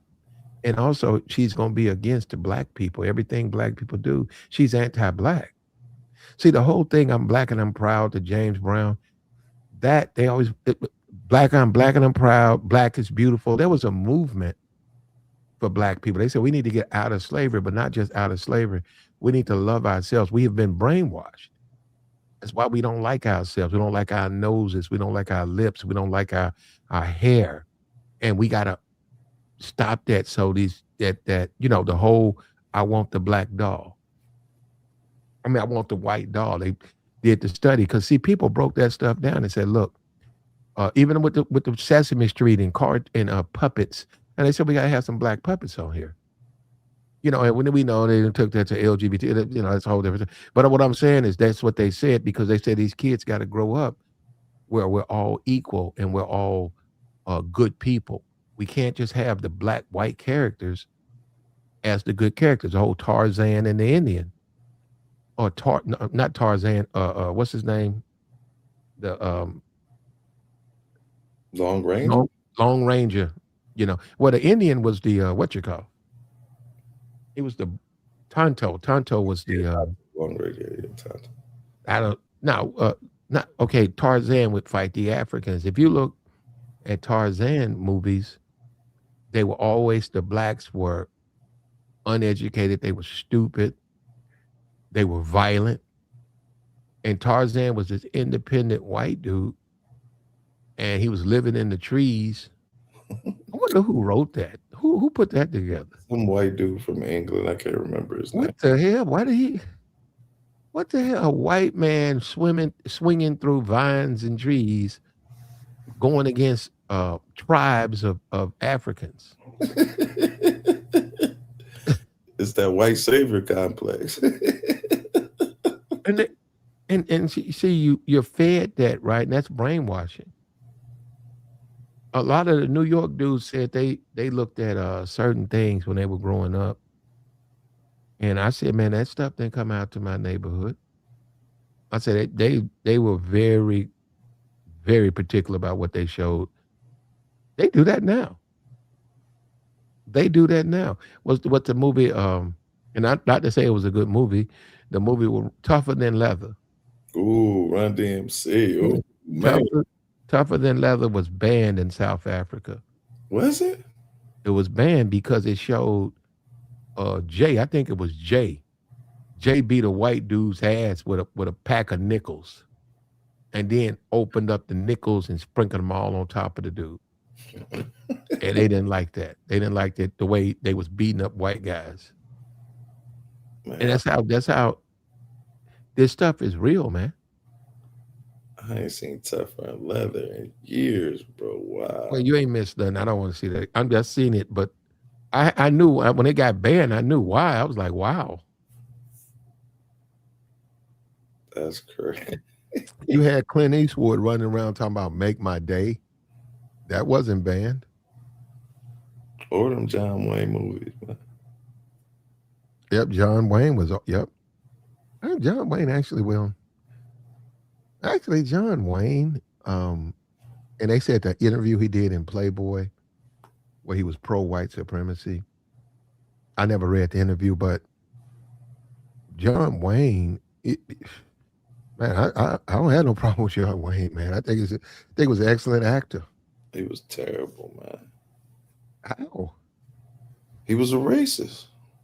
He didn't want black people to come up. He thought that we were we begged and stuff, like literally welfare was our reparations. What you complaining for? Yeah, he said nothing about no reparation. John Wayne? Well, not reparations, I'm saying, but he was saying, well, why would black people be complaining now? They got welfare and things like that. It was like one of them type of things. Like you got music. You got your TV. I can hear your TV, brother. Yeah, I'm trying to. Damn it. It'll catch it. Yeah, don't put Don't put Aqua Teen Hunger Force on the what happened to Shake, man? We ain't seen Shake in a minute. We ain't seen Shake in a minute, bruh.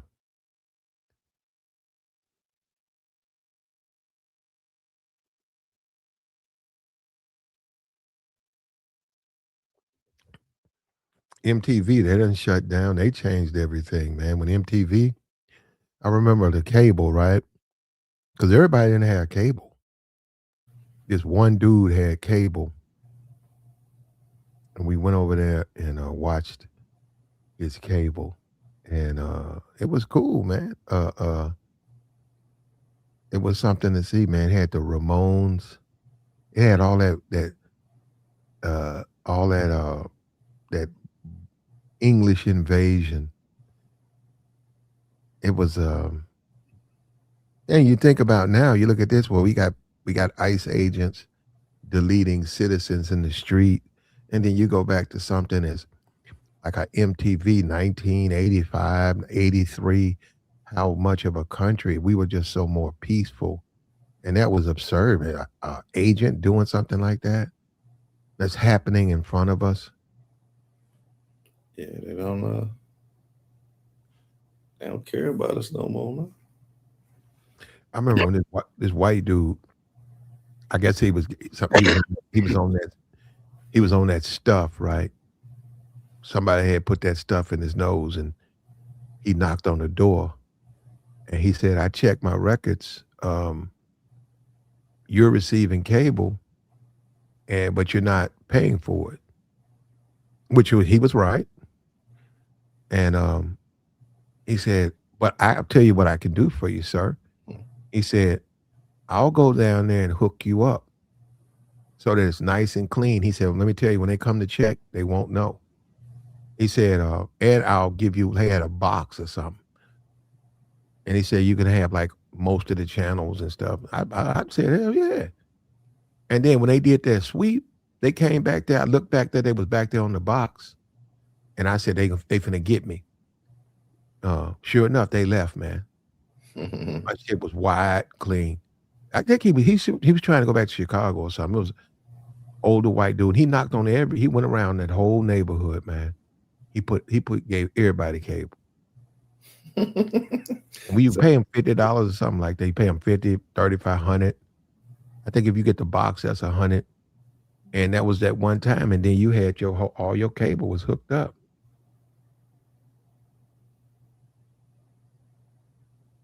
Can't beat that. The good old days, man. Yeah, he got into that stuff, man. And he had to leave. He had to run through.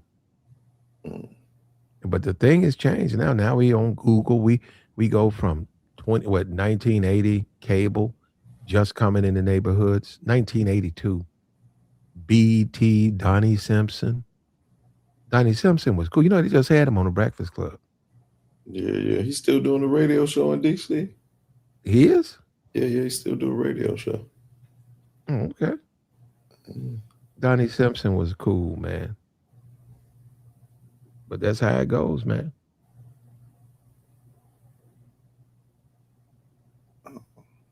What the heck? My fault. I'm trying to remember. I'm trying to see. Yeah, we had it. We had it.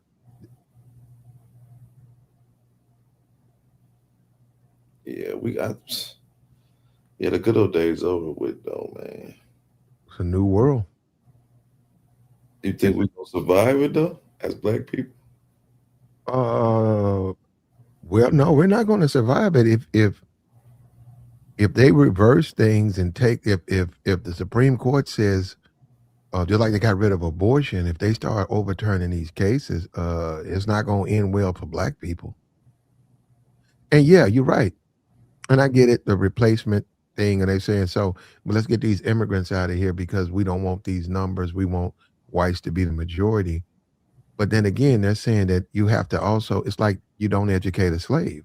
So now you go back to where you have to refuse to educate a whole class of people so that they don't surpass you. Because it's no longer about the best person. It's about maintaining a system that oppresses people. And when you say the poorly educated, you see it was some guys in this chat that they're pro all of that. It's guys in that chat. It's guys right now. They support everything those ICE agents did. They don't care. Oh yeah. Oh yeah. I wholeheartedly agree with you. That's the crazy part about that. That is the crazy part. But I don't understand how you could be down with them, man. Especially the stuff they've been doing. Like at some point, you gotta be like, hold on, man, this ain't right. Well, the Negro, I heard some of the rhetoric. The Negro blinds himself to reality. Like I said, I get it. Get the immigrants out. I get that 100%. But to think that some kind of way you're gonna get a reparations check once the immigrant is gone, that is just complete buffoonery. Man, them folks ain't thinking about no reparations check. You didn't hear Tucker Carlson say he support reparations with He black. said he didn't. He said he didn't agree with everything he said. What he means, he don't agree with none of what he says. Ben Yeah, Shapiro certainly ain't for it. None of those guys are for yeah. helping black people get over the remnants of slavery. None of them. And my thing is, they would have gave it to you if they felt that way. Or they would at least be advocating for you. They ain't even saying they deserve reparations. They like, they're okay. Those FBA guys are okay. Like, what about the money though, man? You ain't gonna help me get the money? Hell no. You know Tucker Carlson ain't culture, ain't. And then I seen your boy Tyreek in Africa now. Tyreek the hustle. He the Mhm. hustled all the FBA brothers and went to Oh, Africa. well, Tariq is an excellent speaker. He's He's a very influential. He's an exceptional dude, man. he And got I the think that's what people they focus on moments in his life, and it's up for you to make that decision. You know, there's things about him that he embraces that I completely disagree with, but I've listened to him for years, man, for years, and you know, now he's into the race thing or whatever. I'm just saying the way he was talking about Africans the past year and then to go over to Africa. Just, you What's just wrong with that? That's where you want to go. he was grifting though. Like, why would you want to go about a place you talk about all the time? Like I he don't was know. You'd have to ask all him. over I don't know why. Africa this past year, man, and then to go over there. He probably got business over there. He's, He might own things over there. I don't know. But what I'm saying is, I don't know. I get what you're saying, but What's his name? Dick Gregory. He passed away. He was one of my favorites, man. hmm. And he Well, has the type of humor. Dick Gregory has the type of humor you got to understand it. Once you understand it, he's a very funny dude. But just off rip, you don't get it. he used to tell the dude who would be interviewed, "Shut the fuck up." Hey, yeah. Hey, he was funny though. I will admit that. He went on this white platform. It's on YouTube somewhere. He Most of his stuff was black this, black this. It was black people and black this, black this. He would get deep into race, break it down. And then he appeared on his platform, right? Because I think I was getting on the internet and I put him in the search. And sure enough, it was Dick Gregory on these health. It was like a health platform. It was like two white dudes and Dick Gregory. And I was like, whoa, that's a strange union right there. Let me check it out. So I clicked on it. And at first, it would seem like it was uncomfortable for everybody. But Dick, like I said, man, Dick, uh, he was able to convey his message, and they were able to receive his message because he talked about how he had lost weight and all of that. And then he said, now I can't tell you because I haven't heard it in years, but he did have this joke. He said, he asked them white people something. He asked them white dudes. He said, "Man, I just barely know the joke, man." He said something about gorillas. He Mm. said, "Let me tell you something. Uh, if you take some gorillas and you teach them tennis. He said, them gorillas gonna have all types of problems because of the way they're made. And well, I thought it was funny, man, and them dudes thought it was funny. And he was trying to convey his point, right? About I think it was you gotta it was like running. It was like your wall, you gotta pick the right things, you have to exercise the right kind of way, and everything and everybody. And he was saying that a gorilla is not made to stretch and hit a tennis ball.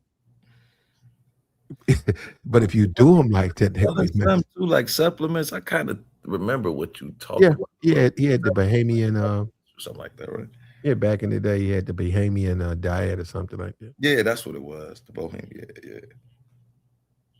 That's crazy. Damn, I Y- forgot all about that. But Yeah, I wasn't a big fan of his comedy, but uh, I'd say I found his comedy on the internet. He was a wise dude. That's one thing. He's good listening, man. Dick Gregory, he's a national treasure too, man. And but we know, he's black, so people don't care, and that's sad, man. See, the thing about it, it can be mindless race. Okay, just racism. How do you learn anything from that? You don't like this people. You don't like this group. That's not a teaching moment at all. That's just mindless racism. Dick Gregory didn't do that. He helped you. He gave you information that you could use. He agreed to a point, but he didn't agree where he needed to slander or attack people. Because we still have to live and share this world. And I thought he was exceptionally good, man, to be so underrated. And I actually met him. yeah, he was funny dude. Mhm. He went to a AA meeting with had a family member in there, and he addressed the people there, and he sat there, man. And everybody came up, and I came up and said, "Hey," because I had been listening to him on YouTube, and I said, "Hey, how you doing?" He's like, "Hey, how you doing?" There's a bunch of people in there. I had to keep going. I kept on going, so I met him. But he got up and he talked. Yeah, he was smart and insightful dude. Man, he ran for president too. Hmm. Yeah. So he was Renaissance man of his time. I would give him that. Man, I can remember that like yesterday, man. And growing up, I worked in a convenience store. So every comic book, because I worked there, whatever I wanted, Superman, Hulk, Fantastic, all of that stuff. Always latest when they come out. Boom, boom, boom. And I got paid. Got paid to just that was like my second home too, man. And I got paid. So That's nice, man. all the young ladies coming in there, man. I'm in school. They're in school. I remember I saw this one girl, man. We were in the same class, but we didn't know each other. I had no reason to talk to her. I think it was like seventh or eighth grade or something. And her and her mom came into the store, and I saw her, and we talked. It was for a moment, and her mom asked her about me, right? And she said, "He just in my class." And she said, "Okay, he better just be in your class." And yeah, no, I'm just saying the innocent days, man. It was just funny to me. Uh, those were the days, man. But those days are gone now, man. Yeah. I have a hard time. I think my mall is run down. I got a Walgreens in my mall. You can't be no mall with no Walgreens, man. Ain't no mall. The dollar store, you can't be in the wall, man. He said you can't be in Walgreens with a mall. That's true. The malls ain't like, man. I remember we could just go to the mall and just hang out with like $5, man. I had the best time ever. Yeah, man. We used to go to the mall. Mall used to be packed too, man. On a Saturday, Man, the mall was so packed. Man, Everybody was there, man.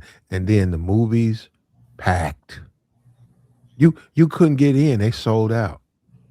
yeah, that is crazy. Yeah, you go into the movie. It is an experience. You go in there when the theaters are packed. Everybody laugh at certain things and stuff. It's just a different experience. Yeah, And that I went to this one movie. I was a young kid, man, and that's when I was learning about black people, or I learned about them. And the movie came on, and it was just came on. They were talking, and then this dude, this brother, he was coughing, and it was like doing a slow time, like where they doing a little conversation, but nothing. But he was coughing. He coughed one time. He coughed multiple times again. Then he coughed again, man. And somebody in the movie theater said, "Man, take your sick ass home." I said, "Wow, that was me. That was learning about my people, man." I said, "Damn," right. because I thought that was wrong. I thought maybe go get a cup of water, man. Hey, do you need some help? Like a doctor in here? Is there a doctor here? No, they just direct told him take his sick ass home, man. That's my people. That's That's when I learned me about that. They learned me get you some cough medicine, man. Don't go into them black movie theaters. You sneezing and stuff. Get you some Robitussin. Take care of yourself because you ain't going to them black movie theaters coughing because they gonna get mad. Oh, hell no. I just remember people cussing at the screen going to the movies. Yeah, those all that stuff is like ancient history. Even though we're still alive, it's just the things we are making the where we're going, man. In my country, though, I'm sorry, man. The country that I know, I'm losing, man. I don't like this. I don't want to see people deleted in the middle of the street, man. And then the people who do it just walk away and go get a Subway sandwich. Like it doesn't even matter. That's what's happening now, man. It's either you comply, like that's we in the what they call it, the FAFO season, which is kind of heartless, man. You be thinking about it, like you said, I gotta lose my life for voicing my, doing my, what I'm saying, expressing my freedom of, well, I won't say freedom of rights, but rights. Hmm. Yeah, that is scary, man. But I'm sure you do. We all advocate for a reparations Hey, claim and a reparations check. And what the people have got to understand, I don't know how long it's going to take them, is once we get that, that's going to go to everybody. That's going to go to all the people who are descendants of slaves. It's not going to go only to one group and the other group. When you look at FBA and ADOS, they'll both receive the reparations. That's absolutely. because I'm looking at that. I say, well, that don't even make sense. It's got to go to everybody who's a descendant of slave. Whether you agree with them, you like them, you don't like them, you got to do it. Because to me, if you do that, you say it's only going to FBA, not going to ADOS. Aren't you doing the same thing that you're complaining about? Yeah, absolutely. But I don't think they're gonna be able to differentiate as long as you can prove that you come from, what I'm saying, descendants of slaves. You should be good. I would think. Hmm. That's going to be something, though, man. The president that's able to get that done. But I have my reservations with Clarence Thomas because I don't think he's not for reparations. Oh And yeah, and when Joe Biden with Anita Hill had said that he was harassing her, and then he said it was a high tech lynching, that was him playing the race card. He screamed race, and Joe Biden backed up because they wasn't going to let him get on there because he was an extremist. And perhaps he wants to go back to the days of slavery and racism and Jim Crow. I hope not. I couldn't do that, man. It might. That might be the way he sees the world. One strike from that whoop, I'll be like, oh Lord, take me now. I can't do this, man. I can't. I ain't about to lift this cotton all day for no money. I be lazy at Because my we're not job even now. healthy enough as a collective. We're not even healthy enough to pick cotton. Oh, they gonna get the young boys to do that. We'll be the overseers, make sure we doing everything right. That heat, man. That heat'll get you, man. That cold, man. I had to go to the mailbox, man. But I didn't even go that far. I had to go out like to the car and almost froze to death, man. It's like you ain't as durable as you think you are. I agree with you with some. Yeah, I agree with you with some instance. You're right. But I'm happy it's frozen over, man, because I love this way better than that heat, man. I could wrap up and put a blanket on, but that heat, I can't deal with that heat, man. No, I'd rather be hot than cold any day, bro. But Well, I'm good from for you. the north, so maybe that's why. You know what I'm saying? And you from the south, so maybe that's I'm why you from the don't like. south. I can't deal with that heat, man. You grow up around these air conditioners, man. You can't do the heat thing. If when the power go out and you don't have no air for about 8 hours, man, you literally can't live. I think what you saying. Yeah, man, you can't. I remember, man, when I was a little kid, man, I went into the mall and that cold air, and we had fans. We had fans in the window. I walked in that mall, man. That mall was so cold, man. That was my first time experiencing like air like that. Oh, I couldn't believe it, man. And I saw how big it was. I said, how can they make this big place so cold? Because my house is hot as fuck. And my, my, that fan in the window, said that don't do it. it give you a little bit of wind, but yeah, I was like, man, Said you need your jacket. it blew my mind, man. Yeah, and it just blew my mind that you open that thing up and all of a sudden all that cold air just. That was my first experience, man, because we had fans, man. We had fan in the window through summer. Right. The whole summer, you had fan in the window. It's like blowing that hot air. Yeah, I You know. had no air conditioning. We had no air conditioner. That's hilarious. And we survived. No, I'm saying that was a different time, and I survived. Now I don't know. I might have to do it again. And my partner told me in Texas, in the jails, they don't have no air. Oh yeah, I bet they don't. And he said they do that's deliberate because they don't. They want to make it as uncomfortable as possible. So Right. Yeah. yeah, the dude said. Now I know you the gay niggas or whatever they gonna have. The dude said you walking around. He said, man, them niggas be in their cells naked. They so hot. What? They trying to be. They can't get their clothes. They so hot, man. Yeah. And it's that Texas heat. Yeah.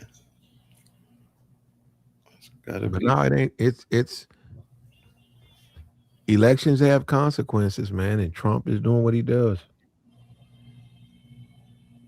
He's splitting up the country though, man. He literally splitting the country in half. Yeah, man. What do you think of the kids though who are going through this? Like you're a 14-year-old boy and you look up and there's a man he got deleted in the middle of the street. How's it going to affect them?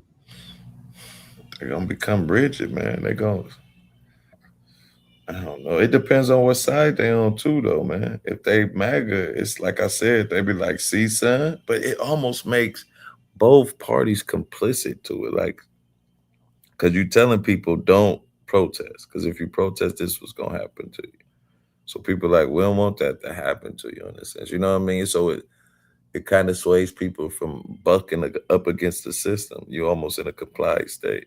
Like, cause I've been here, like you said, people have been saying to you and me, they shouldn't have been there, but it's their right to be there. Like, no matter how we feel, it's still their right.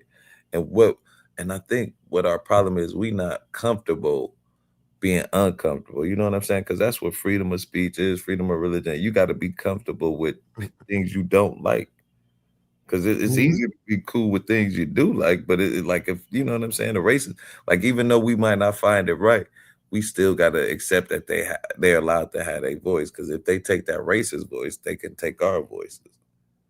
I mean, that's how I look at it. Once you start coming for one person's right, you coming at everybody's rights. Well, I mean, if I don't believe in illegal immigration, and I get the ICE thing, but they haven't. The people they've deleted are all citizens, and yeah, and that's the thing. This pick and choose, and we keep doing this. We keep doing this pick and choose. Charlie Kirk gets deleted, and he's an American hero. Let's lower the flag. This woman out here, she gets deleted, and she's a terrorist. This is ridiculous, man. It's like saying, okay, you just gonna label people's stuff to justify harming them. And they've done that to black people. Yeah, They've done that a lot, man.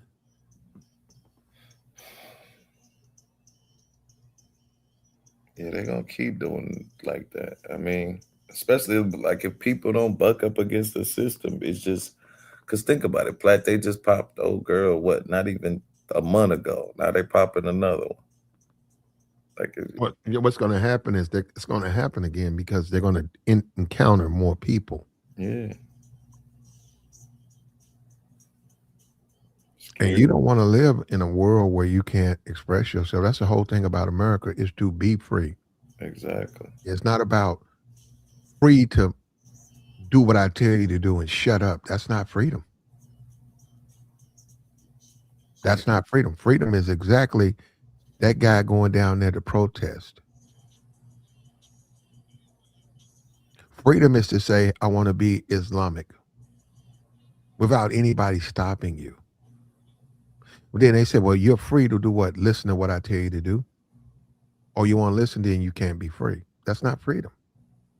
And the Negro, some kind of way, because you listen to some of these Negroes, that's how they interpret freedom.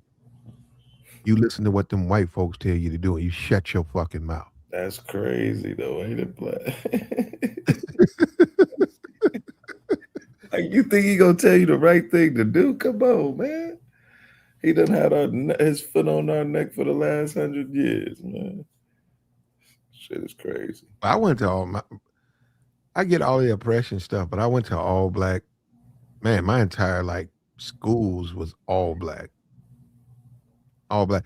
It was you went and then right around fifth, sixth grade, as when you start getting where you changing classes and stuff, the white people would have on like a ACDC shirt, blue jeans, and boots.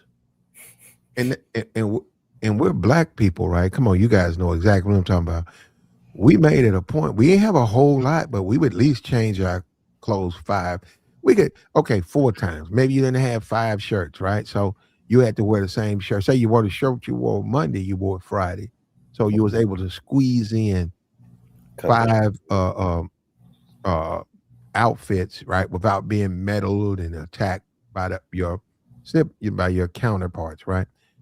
And white dudes would wear that same ACDC shirt, blue jeans, and boots for 2, 3, at least 1 year. How about that? I'll give you 1 year. You had whole thing on, man. And you like, because, and then I'm going to be for real. That's the first time I ever experienced a white person from a bad background. Because everything I had seen on TV and everything I had in the schools, they were teachers and they were instructors. And other than high and by, I didn't know them. Right. But in school, you meet him, and that's your student. You meet him, and you notice he keeps wearing the same ACD. He ain't had no money. His family didn't have no money. That's all he had. We used to call them dudes John Wayne or cowboys. What is it?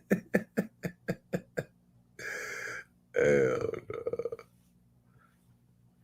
Yeah, man, no. that was something to see, man. And then you learning, and then you say you at an all black school or you at a 80% black school. You really don't have any money, man. And that shit was eye opening too, man, because I had never seen that. I'd only seen the whites in a position of power and affluence. Never seen a white person that was catching hell. He was catching hell, man. And he was a good dude. He was a good dude. He's a funny dude. So yeah, and schools. Well, that's a whole different thing because they got rid of all of that. They got charter schools now, and everything's a hustle and money. No malls. We're just in a whole different world now. Dating apps. Yeah, then dating have something else, buddy.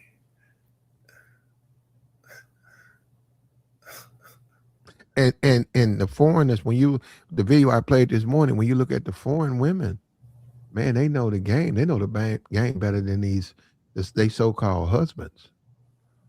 I mean, I would think that they be studying them brothers. You know what I'm saying? Waiting on them to come over. Oh, like this, what y'all expect? Okay, Hmm. let me one to you, rope a dope you, and then when I get you comfortable, I'm gonna pull the rug up under your feet.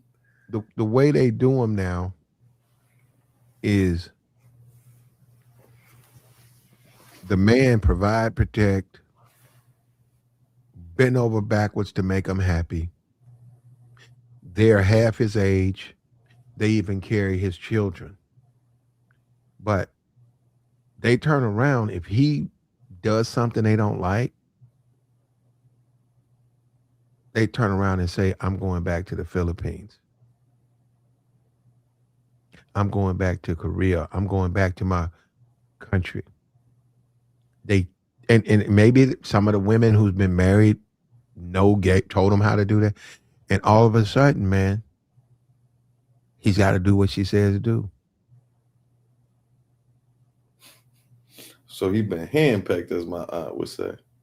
And I made an analogy that basically your Filipino wife, your Thailand wife, your foreign wife, your Jamaican, Dominican, they look you in the face and say, I'm the captain now. It's- because they're gonna leave. They say, you don't want to do it? Or you gonna do that? I want a car. Well, we don't need a car, you don't want to buy me a car? Okay, well, I'm going back to Brazil and I'm taking the kid with me. What are you gonna do? You can't stop them. What are you gonna do? You got to go to work. You go to work. Guess what? She's gone. Guess who's gonna pay for it? She done took your credit card down there, swipe, yep, bought her a ticket back to Brazil. You come home, she's already gone. And your kid, she done took your kid too. Yeah, so they don't play fair, man. And I don't know why Negroes don't want to do. What these Negroes in these spaces be lying to these niggas? Why you think that is, Black? They be lying to these. They tell these niggas anything. They tell them if you go overseas, it's like reality kings or bang bros. And I said, no, it's not. So I lived over there. It ain't like that, man. They tell these niggas that's like Floyd. And I said, most of these niggas in this space gonna be another Floyd. Because they tell these niggas to go overseas and become Floyds. Mm. When that's not what you should do. But they trying to sell books and courses. It's a hustle. Oh yeah, definitely a hustle. Yeah, it's a hustle, man. It's how they make their money. A dusty nigga with a book. What is that supposed to mean? You think it's done though? You think it's over with for the FBA folks? No. I mean, I not think FBA, no, I think they don't.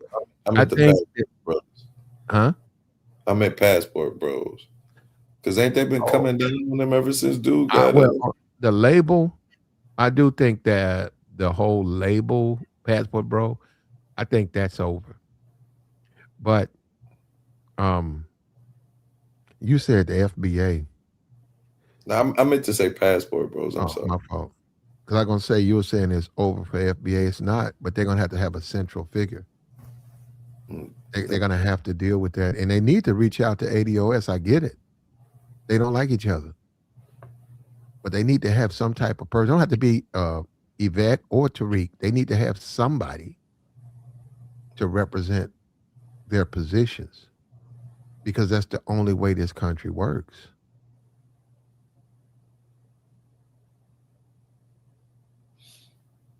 Yeah, see on Twitter. I'm looking on Twitter real quick, plan. That's all these folks talking about. He should have complied. He should have complied. This black dude saying it, man. You be on Twitter, black. Mm-hmm. Hey, have you noticed like all the black people who are being used by like white people to Yeah. spew hatred? A lot of that is AI. A lot of it. I'd be like, man, this is crazy. Every other post would be a white person posted a black dude shucking and jiving. Yeah, a lot of that's AI. I see niggas with fitted hats and shit like that. Come on, ain't nigga, you a fitted hat, nigga. You don't even vote. Giving you his point of view and shit like that. Yeah, it's crazy out here, man. Nigga be on there talking about some. Hey, Martin Luther King, man. He wasn't really that nigga though, man. You know what I'm saying? You know Bro. what I'm saying? Like you looking at the video, you like, what the hell? It's, Like you don't it's even read AI. this, man. You could just see some of these folks don't even Made read. up some shit, bro. Don't take the time to like look into history. They just yep, I'm gonna just go with what you said. Like, trust me, bro, it's so that's the norm over there on Twitter. And then they had, it's a bunch of them. He said, man, all this welfare stuff. See, that's what's wrong with us, man. Somebody, I ain't nobody. Somebody say, hey, here goes some money for free or some food stamp for free. I ain't gonna take it. I ain't gonna take it. That's the main nigga who takes it. I say, y'all messed up his outfit. Y'all gave him a fitted and skinny jeans. I said, have you talked to those men? They don't talk like that. They just put it together, man. And AI is coming out, man, and it's something to see now, man. So and it's pretty good. Yeah, yeah. I gotta go. Uh, I got an account with one of them, but I You got lost my password. Huh? you said you got to count with what AI? I got one of them, but I lost my password. I gotta find my password. Mm. I'm all right. I'll find it there. I see Twitter now has put the AI on there. Salute, man. Yo, stay What's stay up with away from Twitter. I'm telling you guys, man. Twitter has been flooded with bots. you? All Mm-hmm. those negative shit you seen is Mm-hmm. not real people. It's bots. Yeah, You know yeah. what I'm saying? So just Yeah. assume don't. What they want is you want to engage with the bot because the more you engage, the more you arguing back and forth, the more engagement it gets, the more views, and that's how it works. Like 80% of what's on Twitter right now is on bots. So I deleted my Twitter shit, and I was because like it's like it's just full of racist bots, bro. I'm telling you, bro. It's like Mm-hmm. man, it's like you go in there, it's like walking into a KKK rally. You know what I'm saying? It's like I deleted that shit. So now it was like I'm only on IG. That's it, and YouTube, and it's like and also you guys. There's a way you can actually, if you start seeing, like, let's just say you on YouTube and you start seeing your algorithm is kind of different. Like it's like let's just say you saw one like far right video and it recommended you another one. You start watching it, and now your whole YouTube is based on a whole Yeah. far right movement. So what you do is like you catch yourself. You be like, there's a way on YouTube you can reset your algorithm. You know what I'm saying? It's like that's what I ran into with Instagram, where it's like because I accidentally clicked on this far right shit because somebody sent me shit. And they YouTube. started recommending me. I was like, Yeah. yo, I was like, yo, what's going on? I But was like, I had to check. that's how they make their money, and YouTube's like that. Yeah, yeah. So just like if you watch cars, like for example, my YouTube right now Mm-hmm. on the front page is nothing full of cars, and also this guy that got shot in Minneapolis. Like I'm like, I see that guy right now. If I go to the front page, I see this guy, federal officer shot and killed a man in Minneapolis. So I'm seeing that. I'm seeing travel, and I'm seeing nothing but cars. You see what I'm saying? So it's that's how it works. The algorithm. The more you watch stuff, the more it will recommend. Yeah. You know what I'm saying? Like Cat, for example, the way I came across your channel is when I first when you was covering that Floyd, I'm coming from the travel Airport. space. Yeah, You know what travel. I'm saying? Mm. I'm coming from the travel space. So when you covered that Floyd situation, Oscar Mm-hmm. situation, I was like, okay, this dude is cooking. Let me just subscribe. So the algorithm kind of recommended me to your channel. You see what I'm saying? Yeah, like, because of Floyd. Yeah, I got you.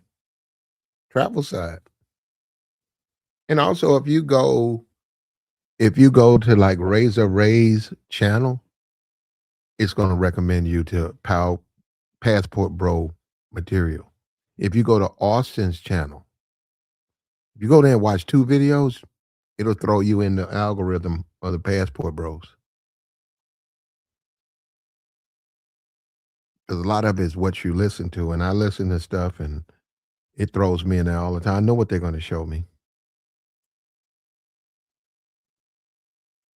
But it also taught me who not to listen to because you got 3 Twitters, right? I have a Twitter to listen to people I don't really fuck with because it's irrelevant. But I don't want to be in there. Like my main Twitter, I don't want that in the algorithm of those people. So I'll go and I can go anywhere with that because I could care less. It's just an anonymous account.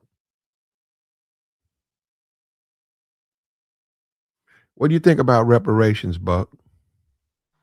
Hey, look, I gotta drop down real quick, but I'm gonna just say this on that topic. I'm not a Mm, FBA, but I 100,000 agree with reparations for FBA, and it has to be only for FBA. No Caribbeans, no Africans. You have to be connected to this land. I 100% agree with that. It's long overdue. Uh, I don't know. There should be some kind of like a way. I was thinking like some kind of sovereignty fund for for the FBA, kind of like one of the like Norway, for example, have a sovereignty fund for their citizens, right? Also, mhm, the one of those Gulf countries have a sovereignty fund for their citizens, right? I was thinking like that's something like that, like something that will not be like really spent back into the economy like quick. Like if there was like some kind of sovereignty fund or something like that, or some kind of tax benefit, I don't know. But either way, I 100% agree with it. It's long overdue. You guys deserve it. The Jews received it. The Jews received it from the Germans uh, mhm, back in the 70s, 80s. Um, it's long overdue. Is the Native Americans got land?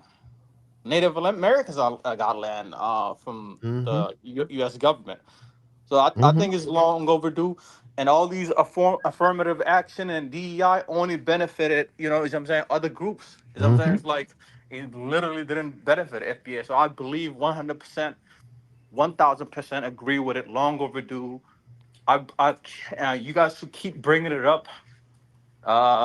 Put it out there like that, because the more you bring it up, the more it gets into the algorithm, and the more it is promoted, and the more that Congress people actually hear about it. Like Tucker Carlson, or even people are bringing this shit up. You know what I'm saying? It's like the more it gets heard, the better, bro. So I just land my plane with that, and I'm gonna drop down. Salute. I got you, bro. Yeah. I think I'm about to drop down, grab me something to eat. Hey, how All right. you making up there, man? You all right? The winter Oh yeah, snowstorm? I'm good, man. We got plenty of food. It's warm. Got wood. Gonna cut that fireplace on, man. Just chilling, man. Um, they said it'll break probably Tuesday. So yeah, we can make it. We can make it probably Thursday. before it'll be a problem. And it happened last year, so I know, and I'm pretty used to how the weather goes. You're always gonna get snowed in for about 2 to 3 days. Right. So once then everything breaks. The roads start to melt, and people have to go to work, and they done drove all the snow off, and then it melts, and then it might come down again, but it's never as hard as it comes down like right now. Absolutely. All right, man. If you still on, I'm gonna hop back up, man. How much longer you be up? I don't know, man. All I right. wanted to discuss this. I was trying to find somebody who's can explain to me why blacks don't need reparations. We had a few people come in the Get chat. a white dude. You have to get a white person for that. We used to have white dude. We used to. I had about three white people show up over here over time. I haven't seen them. I'm like Trump, my African American. Look at my African Americans over there. All right, man. I'll check you out. Great show as always.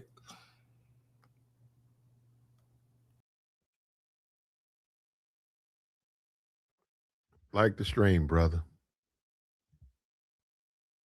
Like the stream. Support the platform.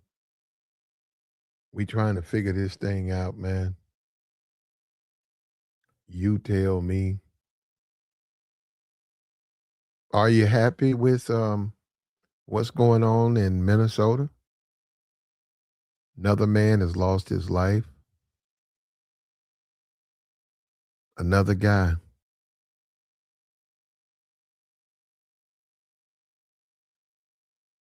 Is this what you want to happen? This man wasn't an immigrant.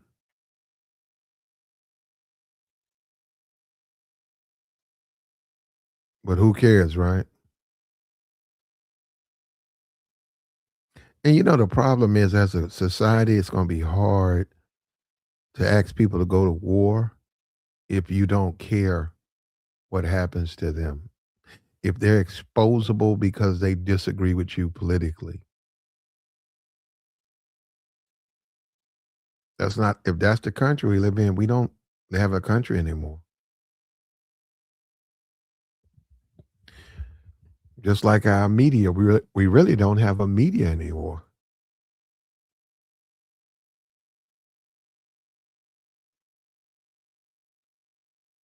And somebody's got to be here, man, to pick up the pieces. Somebody. We got the ICE agent. He pulled out his weapon. The victim had something in his hand. And that in itself, that he had something in his hand, the ICE agent's going to say he feared for his life. And he went over the top because they know that that's going to play into the court, that I feared for my life. That's why I shot so much. If you look at the video, man, I mean, he got him. I don't know why he had to dump his pistol in him. But he knows why. He's trying to beat the case, man. And everybody likes stuff like that until it happens to you. Because I don't know this guy. And they're not going after black people. Okay, let somebody black get in the way and see who they're going after. They're going to go after black people.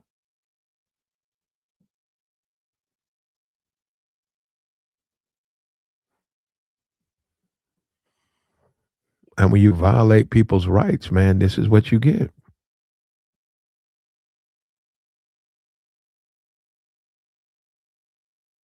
Is this the type of country you want to live in?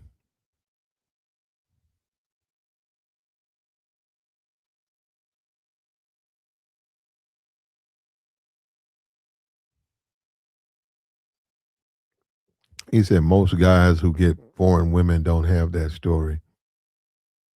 Well, it's not about most of them. It's about your woman want to go back home and take your kids. We talking about older men. Most men, when you look at the Austin Holloman, he's not most men. Most men are not young when they go overseas. They're older. They're probably in their late 40s, 50s, some of them in their 60s. They want to have a family. They get married. They want to produce kids. They don't want her to take the kids with them. Okay, the marriage failed or whatever, but what do you think at that age they want to raise their children? And we saw that, but people are gonna not. You know what? And niggas got to learn the hard way.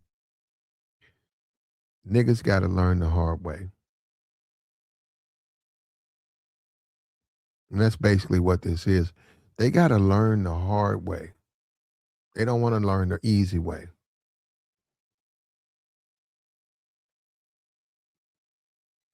What are you gonna do? She's finna go back to her country. She's your wife. She can use your money to go back to. What are you gonna do? How are you gonna stop her? Don't even go down that rabbit hole. You ready to do that time? You ready to lose your good job? So how you gonna stop her? Ain't nothing you can do.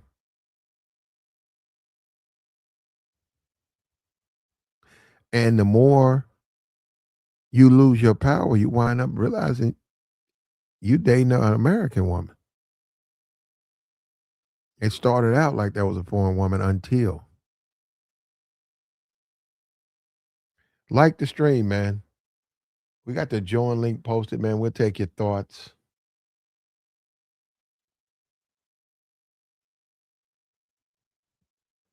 It's snow day here. We snowed in, bro.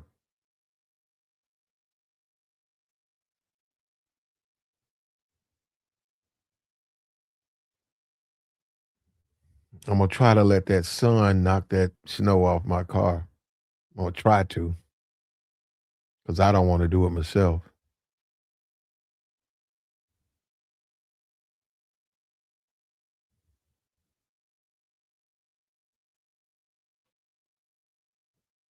The report is that the guy had something in his hand and the ICE agent opened fire. They sued because they wouldn't let them on the crime scene.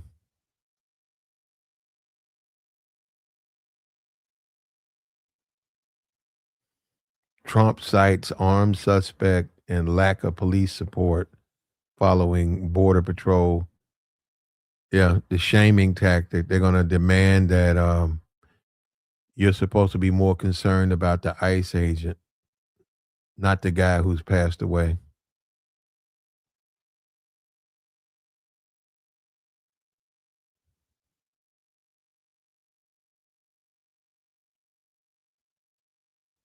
It's saying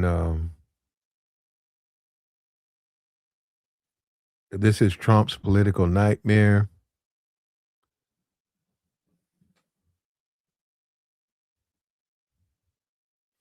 He and JD Vance began to acknowledge that ICE has been making or will make mistakes.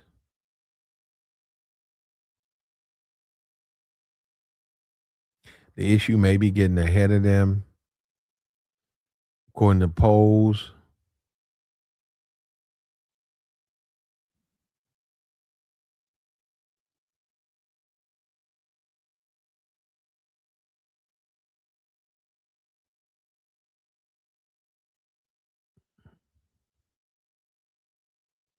still waiting to see. They know how Renee good it was bad, and their polls are tanking, man. And he's saying that they fear for their lives, but I don't know if the people are buying it.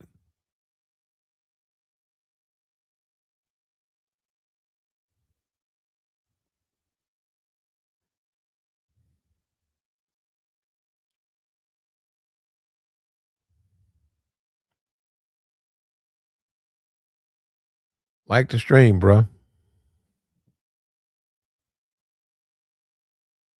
It's snow day out here, man. Remember that? Remember that you be in class and 10th grade, they come in and say you can go. You look outside the window, it be coming down too, man. You can go. You walk all the way home, man, in a blizzard. Go out and play some football, throw some snowballs. Snow day. That's what today is. It's a snow day.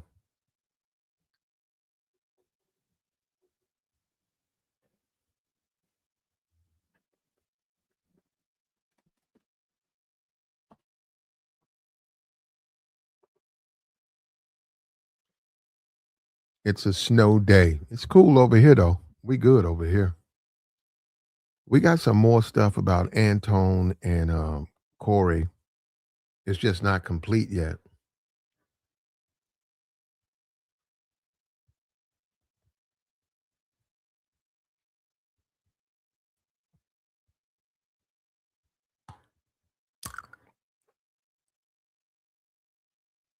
There has not been an arrest made yet over that video.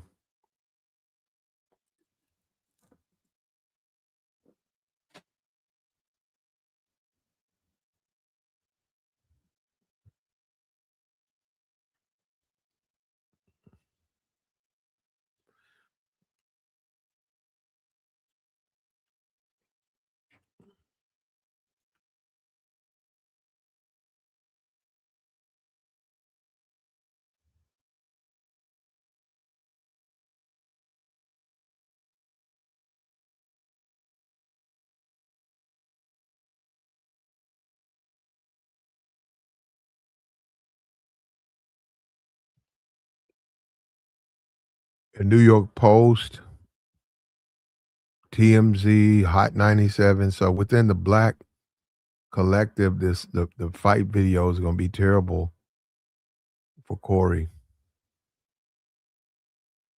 And it's in I'm looking at it now.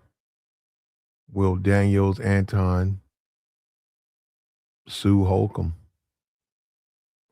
All of these are real things, man. And I'm looking at this video on Corey Holcomb's Facebook. Let me think about it because I don't particularly care for this video. I know he got on the gorilla suit and all that. I don't care for this video.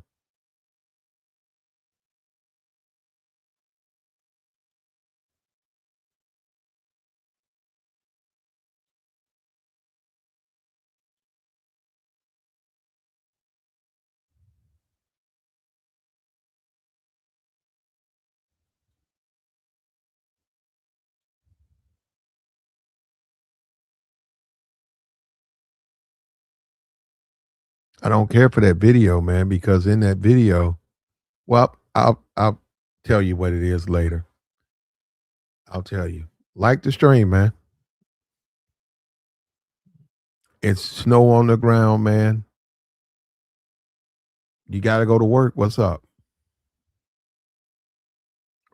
The Uber is down out here. They said no Uber. Can you imagine the demands for Uber, but it's snow. You can't really move.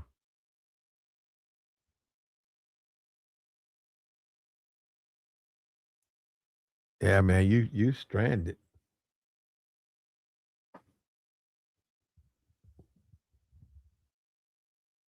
But this is Trump's America, man. In a Trump America, ICE gets to be the judge and the jury.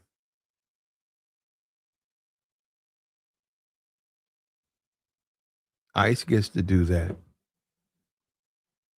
ICE gets to they can hold court right there in the street. And there's nothing to pay, nothing to pay. No penalty, nothing.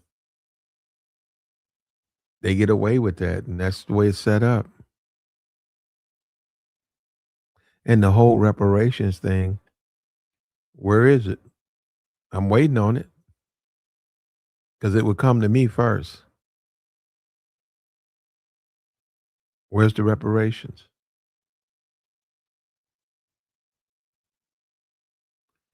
Will blacks use this effectively? Well, it's going to be hard unless they can get a politician. Well, maybe they can get Tucker Carlson. Maybe he'll be out there and campaigning for it.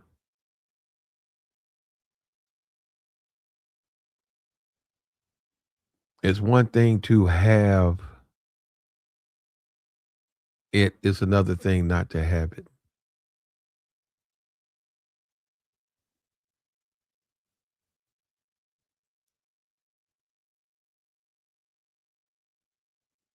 Like the stream, man.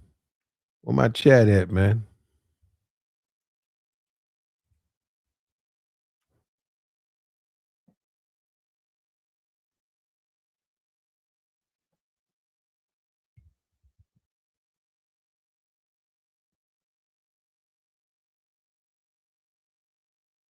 Another tragedy, man. We looking at what, February? That's with Black History Month. Is he even gonna sign the paperwork for that? And then you got the midterms. Are they gonna reach out and give reparation? If it is it truly is this truly a reparations move? Is it a true reparations move, or is it a bunch of niggas on the internet just making content? Because everything in the country has to be political. It's not, if it's not, you can't do it off the cuff because everybody don't agree. So everything has to be a political thing. You got to have a politician, some politician that advocates for you, or it won't work.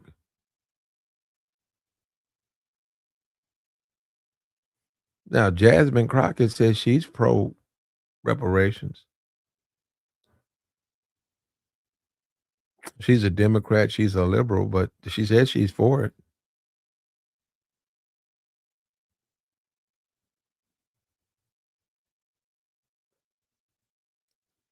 The guy who can truly do it is in office right now, Donald Trump. Trump can render, he could do that.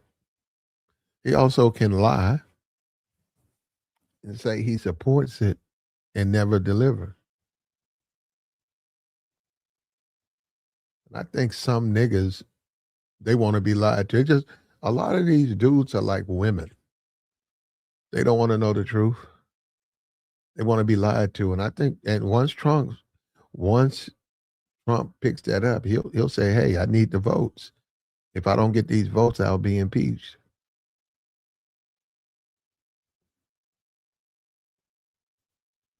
And it's going to work. It's going to work, man. Like the stream, man. Like the stream. We snowed in, man. It's snow all over the place, man. It's freezing too, bro. Absolutely freezing, man. You can barely walk outside and come back. You're frozen.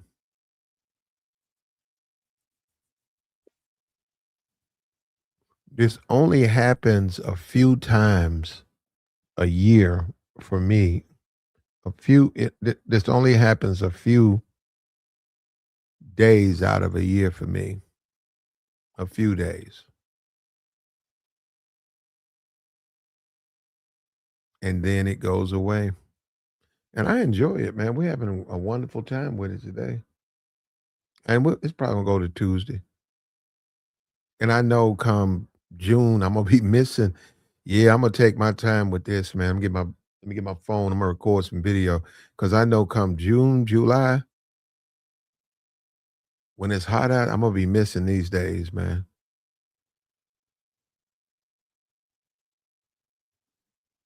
Like the stream, man. Support the platform. Take your thoughts. We got an ICE agent who has deleted another citizen. Should there be limits? There needs to be limits. No group in America, no group of men should be able to just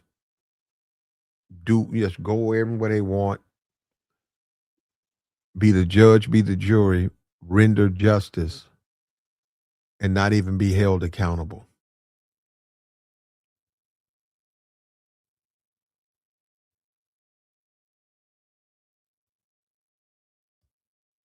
And people believe that most of those ICE agents are Proud Boys.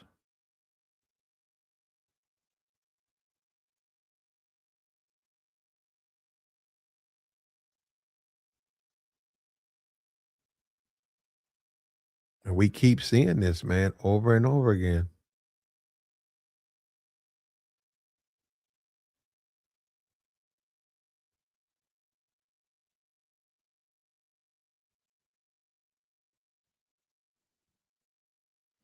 But Trump was elected, man, and that's what you get.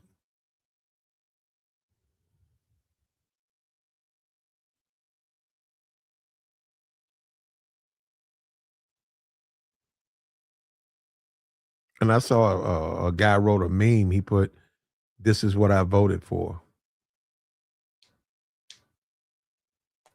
He said he wanted him to make changes, man. He voted exactly for this to happen.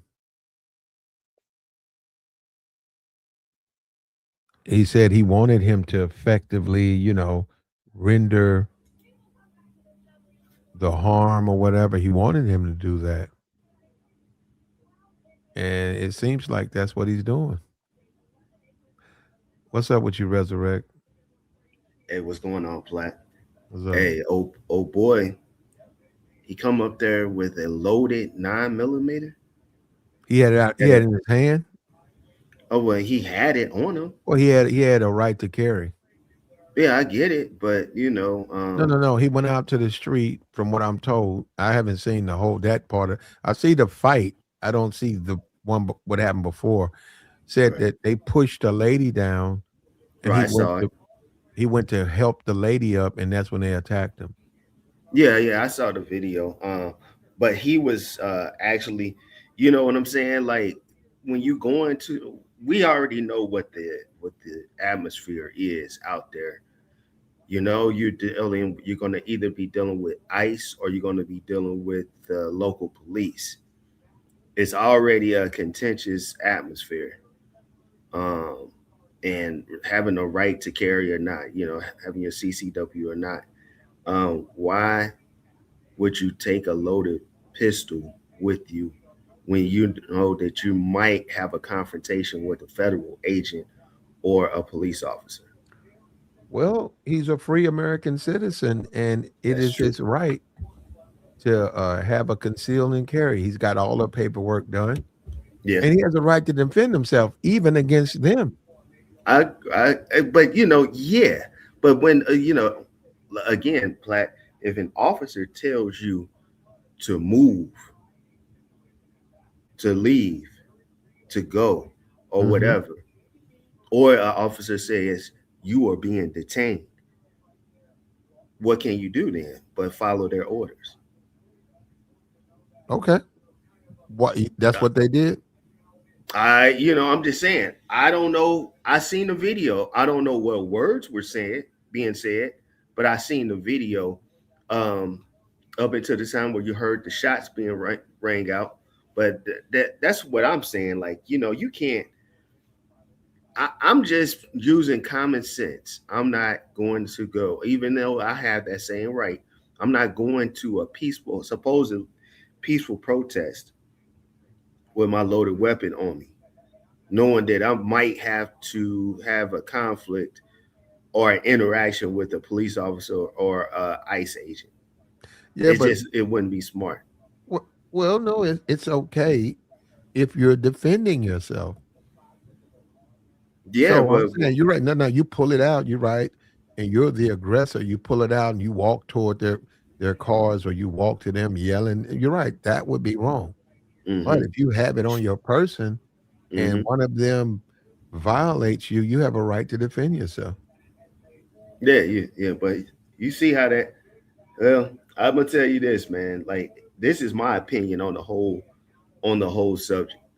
Um, it seems to me that white America,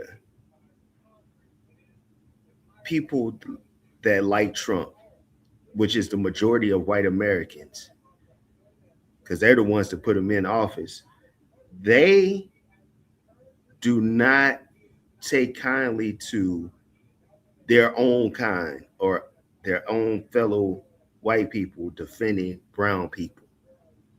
Okay. This is what it seems like to me.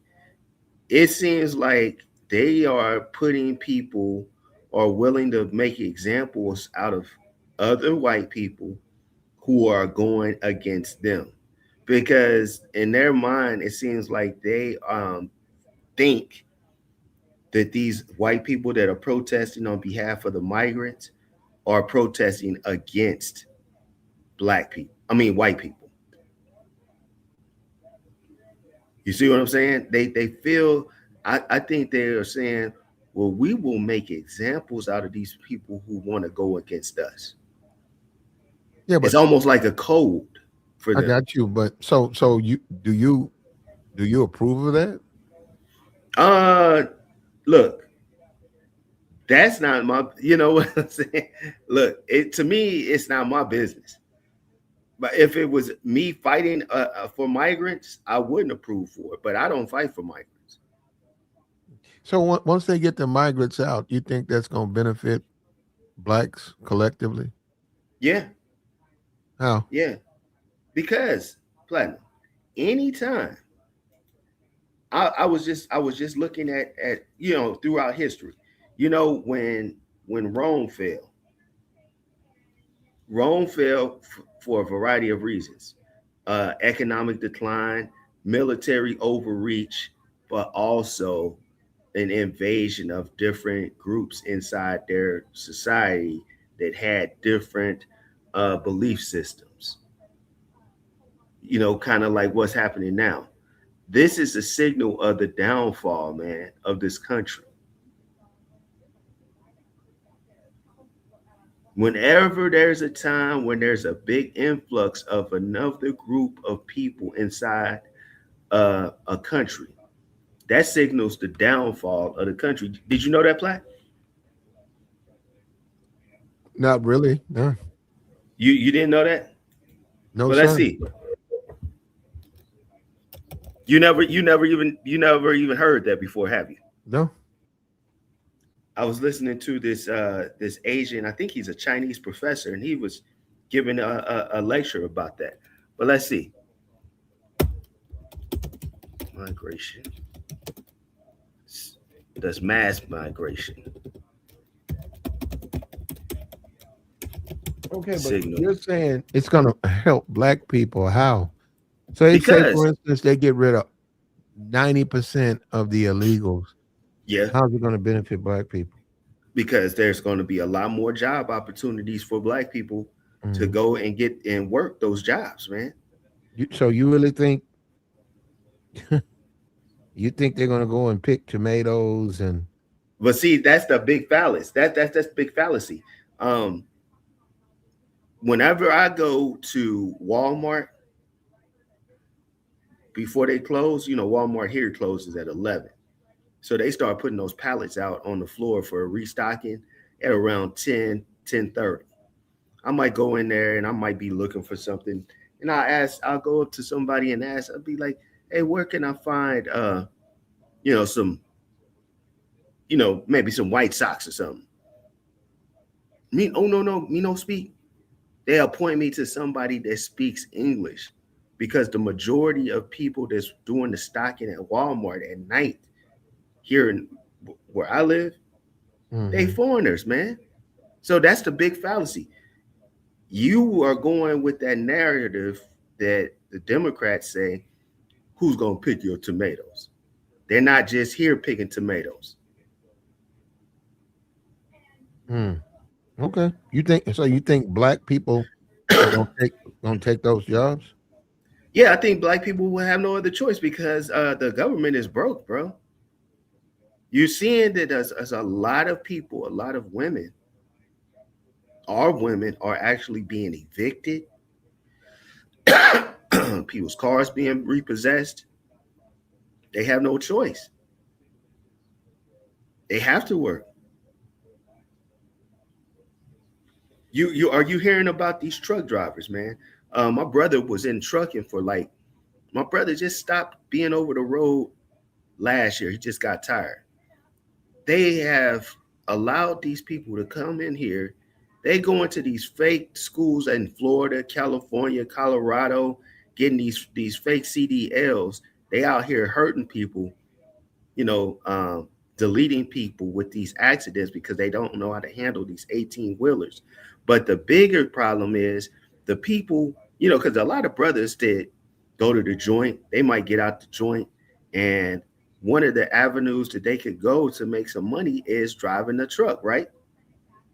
Well, now the opportunity to make decent money driving a truck has gone down, way down, because these migrants come here, and they will take these loads for pennies on a dollar. Whereas, you know, Americans wouldn't take loads for that cheap. So these truck drivers, man, the American truck driver has been pushed out. Did you know that? I'm sorry about that. I hear you. This all hurts Americans, man. These guys come, some of the, not Yeah, all, but some of these okay, I agree. I agree. It's bad for America, but where Americans, where it might be some disagreement, that some kind of way Black people specifically are going to benefit from whatever happens. Because you know, it's just like with reparations. If they wanted to pay them, they pay it. They would have paid them. Clearly, they don't want to pay it. So, of course, Black people. I mean, good jobs. Yeah, if you say, "Hey, go work at SpaceX," and here's $300,000 a year. Yeah, I think Black people will take those jobs in a heartbeat. But go pick some tomatoes or go work at night at Walmart, like you say, and stock the shelves or something. I don't think maybe young Black people, but I don't think those. I just don't think it's going to work. I don't think it's going to work out like that. I hear what you said. They're not getting rid of migrants for Black people. They're getting rid of migrants for white people. They're getting rid of foreigners because of the birth rate, and that whites are becoming less the majority race. So we win by default. Huh? We win by default because there's less competition. Anytime you have a bigger jobs, they gotta want the jobs. Well, you don't have no other choice. You won't have any other choice. You got to work. They're getting rid of all these entitlement programs, or most of them are putting bigger stipulations on them where you have to meet a certain criteria in order to get them. So we have no other choice. When I say we, a lot of Black people, not the majority, but a lot of Black people have low education where they will not be working a very high skilled job. And the majority of these people that's flooding in here, that the former president let come in here, a lot of them are low skilled workers. So whenever you have a bigger influx of people coming into the country, that gives a bigger pool for these employers to pull from. And of course, when the employers have a bigger pool to pull from, that means wages either go down or stay stagnated, and they don't keep up with inflation. There has been an argument in America for a very long time that Americans need a living wage, because the cost of living hasn't been keeping. The wages haven't been keeping up with the cost of living. These employers heard that, and they said no. They petitioned people like the Democrats to let these migrants in during the pandemic. It was almost like a setup. You remember when people were sitting at home and they was like, I'm making more money drawing unemployment than I am going to work during the pandemic. At that same time, when they were sending people all that money, those big unemployment checks, they were bringing in these migrants. Nah, where you hear that at? That was what you're talking about. That was factual. There was a lot of people. Where you heard that at? What's the big? Who gets a big unemployment check? During the pandemic, people were getting a bigger unemployment check to stay at home than to go back to work. See, I never stopped working. No, and you pay into unemployment. I understand that. I understand it, but remember, a lot of people were getting. They were at home drawing unemployment when it was legal or whatever, safe to go back to work. They would have went back to work, or they would have stayed at home without the unemployment check. No, people were doing that because they were giving that kind of money away. Because a lot of people were furloughed. Remember, a lot of people were furloughed from their jobs. But there were still jobs out there. They could, because I started for a little bit myself during the pandemic, working at Amazon. So people, even though they were furloughed or laid off, like a lot of the universities were laying people off at the time, they were sitting home drawing that money. But it was actually opportunities to work. Because I picked up some. When they could return. See, this is what I'm saying. Okay, you got insurance. You make this amount of money. You got unemployment insurance, right? Right. You go home, they give you your unemployment benefits. You pay insurance. You pay for the insurance. You pay out. That's a part of the deal. So you go home, you're getting it. Okay, it comes out. You need to come back to work. You say, no, I'm going to keep drawing some unemployment. I don't think you can do that. If you have certain amount saved up from working, you know what I'm saying? I think you can draw it until you don't want to draw it anymore. But what only thing I'm saying is people. Because it's going to go back, that they require you to come back. You don't want to come back. And then the way it's set up, if you don't listen, your employer, if you don't come after 3 days, they can fire. I know that because I've been fired with cause. There you go. It's with cause. It means why? He wouldn't come to work. You're no longer eligible for unemployment. It violates the insurance. Now, if they fire you and there's no cause, then you do get it. But if they have cause, you can't get unemployment. Look at this. Read the comment section, Platt. The big red rig. Kareem Abdul. Yeah, I read big red rig stuff. That other guy. I mean, look at the Kareem Abdul. Yeah, I don't know what project. The guy's out of his mind. He said, "Man, we were getting big unemployment checks." I'm telling you what. I'm just telling you, man. Well, I don't believe him. He's just saying stuff. You don't believe him? No, I don't. I like I said, once you were required to go back to work, you couldn't say I'm gonna sit this out till February. It's October. Yeah, I'm gonna go ahead and take these last. You couldn't do that. They wouldn't pay you. Man, people were. I'm telling you this. When I was working during that time, extra job, people were chilling. People were chilling because they was like, man, you're a fool. Also, people were doing the PPP loan that was illegal. Scam. Though. Oh, I know. I'm just saying that now. They were doing the scam.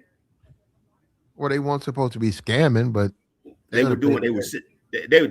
coming after them. But we know that was what was going on. But only thing I'm saying is this.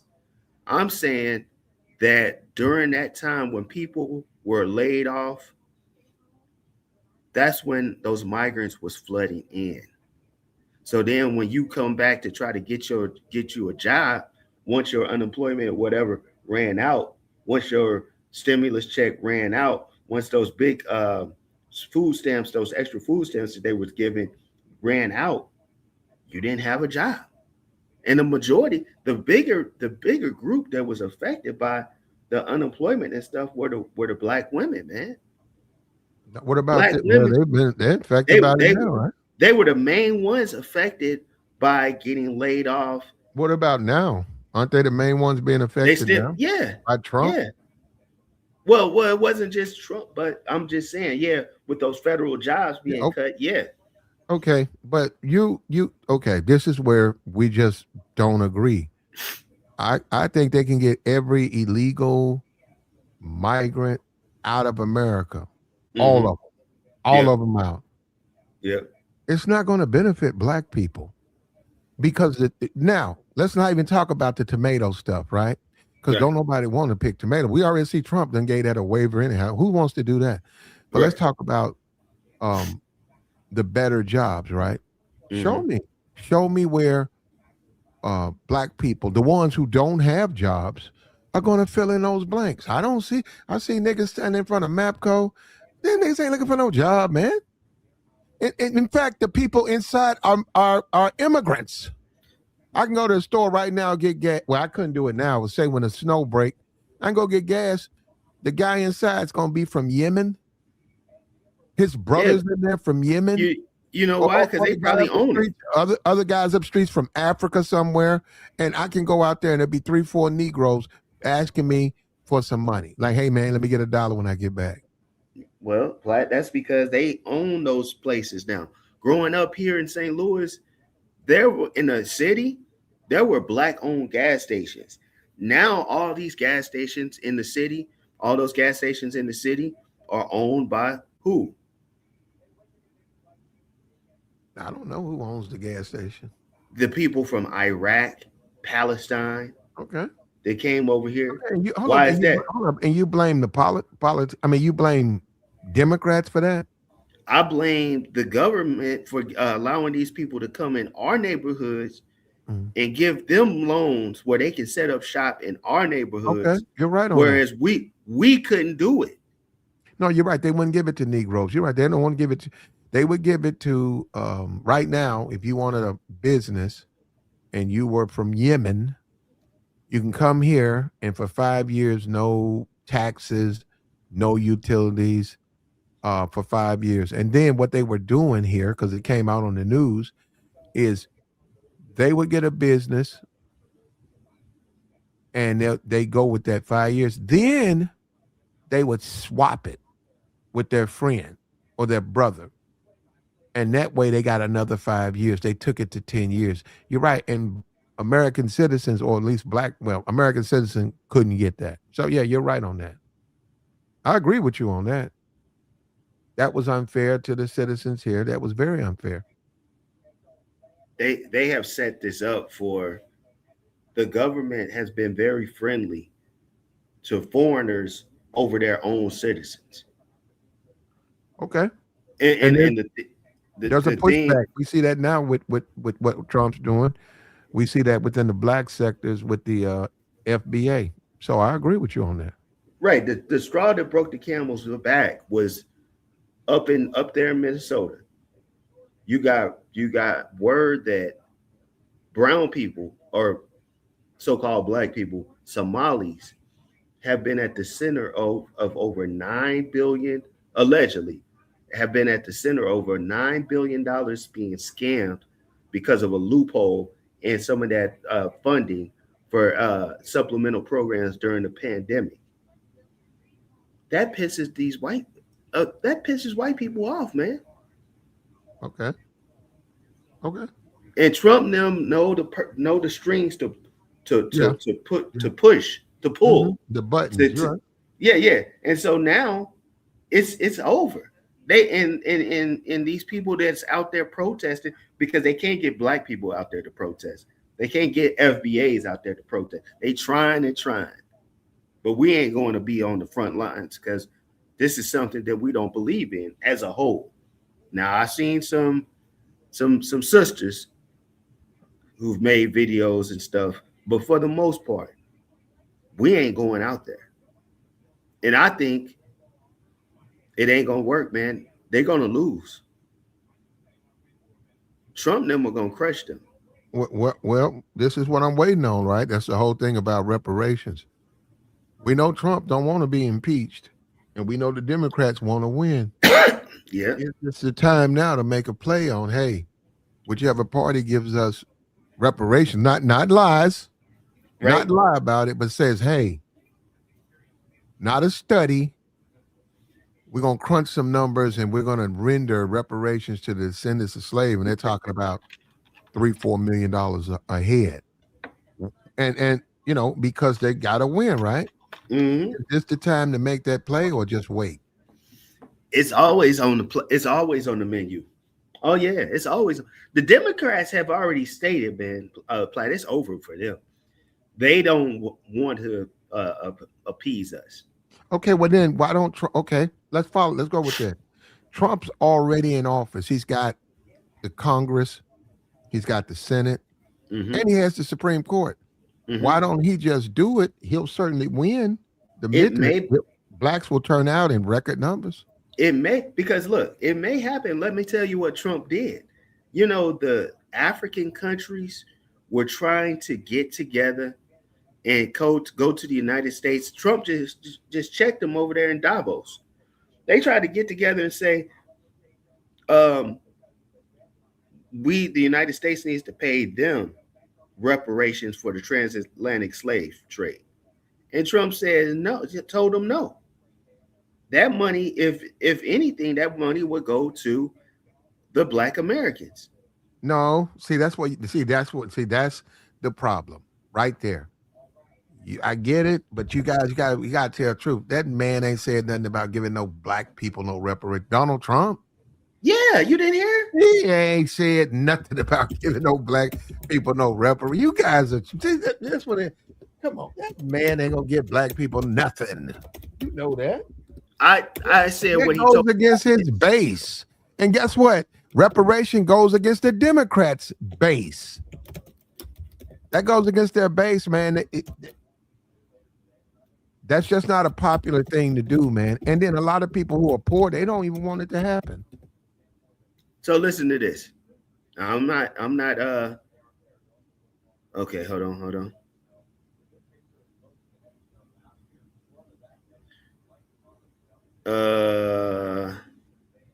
African leaders continue to push for reparations. Countries like Ghana and groups like the African Union have formally demanded Western nations acknowledge and compensate for the harm of the slave trade, colonialism, including economic loss. These discussions have taken place at the UN and the AU. Now, hold on.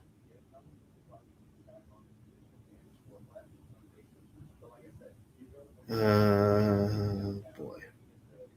He just addressed them about this, where he told those African nations no. You don't believe that, do you? I don't believe he said that money will go to blacks in America. I don't believe that at all. And I know that I get it, the YouTube, and I get it, and I get it. People got content to make, but that's where the whole notion that getting rid of migrants and all of that is for the benefit of blacks. No, they want them out of there because they want the country to be majority white, and they don't want all these non-whites making babies. And also, they don't like the way resources or whatever, the world is being divided while these black people are on the top. Just like the pilot. What's wrong with a black person being a pilot? A black person can join the service and go through all the hours and all of that, get out, and then they want to fly a pilot, and all of a sudden, they're not qualified. Why? How are they not qualified? They got everything they're supposed to do. No, I'm saying they push that to the poorly educated. They push that to the poorly educated because they think, you can't fly. The Negroes can't fly no plane. That man might have been flying for 5 years. Everything. All his paperwork's together. He gets out of his military. He goes to United. He wants to be a pilot. And he said, this is nothing. This thing don't even have no weapons. I got to learn how to operate the weapons in the other one. Most of this thing does its own thing. So, and somebody or Candace Owens and all and your boy Charlie Kirk says, if I see a black pilot, I don't feel uncomfortable. I'm gonna feel uncomfortable. That's ridiculous. And it plays to white racism. And you're telling me that group is going to do something to help black people? Why would they do that? Well, I tell you this, St. Louis University has an aeronautics program, and I've seen a couple of brothers, your little young brothers, in that program. So it's nothing you can do. If you have your credentials, I think somebody told me that they have to have a certain amount of hours of flight before they can fly for big commercial airlines. As long as you have your hours of flying, there ain't nothing that they can do. I got you, but you're ignoring that they did it to spread fear and racism.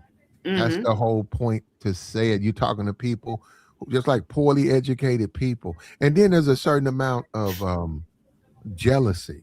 That's real. Envy, those things are real. You're a white American, you're an underachiever, you dropped out in the ninth grade, and you get to see, and you're tired of these foreigners and these Negroes, and then you get to see a black man. How dare he's flying the jet and he's not qualified. That's all DEI. And when someone tells you, man, you know how hard it is to be a pilot? He don't want to hear that. Man, I don't care. They're just letting black people have these jobs. And you say, whoa, you know how hard it is to be a pilot? You know how long it takes to be qualified? No, man, they're just doing it because you can't. You're wasting your time. You're wasting your time. And that's where we're at right now. And then, see, this is the thing. I get you. Everything about get them out of here. The money, we're paying them this money. See, we're on the same side. But when you tell me they're doing it for black people, that guy who just told you he don't want to hear it, a black pilot, who you think he votes for? Because that's the base. Why would he be for reparations? That guy ain't gonna be for no reparations. Now, if you just saying people just saying stuff to say stuff, that's one thing. Okay, I'm just saying it to say it. But we have to be realistic. And see, this is what people ignoring. Look at Trump. Look at what Elon Musk and what's the other guy? The gay dude. I don't even know. It's the PayPal guy. Peter Thiel. Look at them. You know what they did? They said we got to make change via what? Elections. Right. We got to put people in power, and then we can make our change. What the Negro does too many times is he begs the white man. He says, okay, do right by me. And that's what, and I hear a lot of that on YouTube. It's like, give me some reparations. Why? Because it's the right thing to do. And that's what Malcolm X said. That's fully, that'll never happen. He said, ain't no such thing as a revolution that's nonviolent. Ain't no such thing as going against the grain and people going to see to your needs just because you say they should. And that's why the Negro ain't got nothing now. Yeah. And I'm not saying he should listen to Malcolm X. I'm just saying, and then we get on this YouTube and it's about people just saying stuff. So here it is, Black. Yes, in early January 2026, President Trump signed a presidential memorandum withdrawing the United States from dozens of international organizations, including the UN Permanent Forum on People of African Descent. This forum advocates for a global reparations agenda to compensate Africa and the African diaspora from historical injustices like colonialism, enslavement, apartheid, and genocide. The Trump administration described the forum as racist organization promoting victim-based social policies, and DEI ideology that seeks race-based wealth redistribution, violating the United States constitutional equal protection clause. Let's see. you can stop there because he's not going to say that because they're not going to.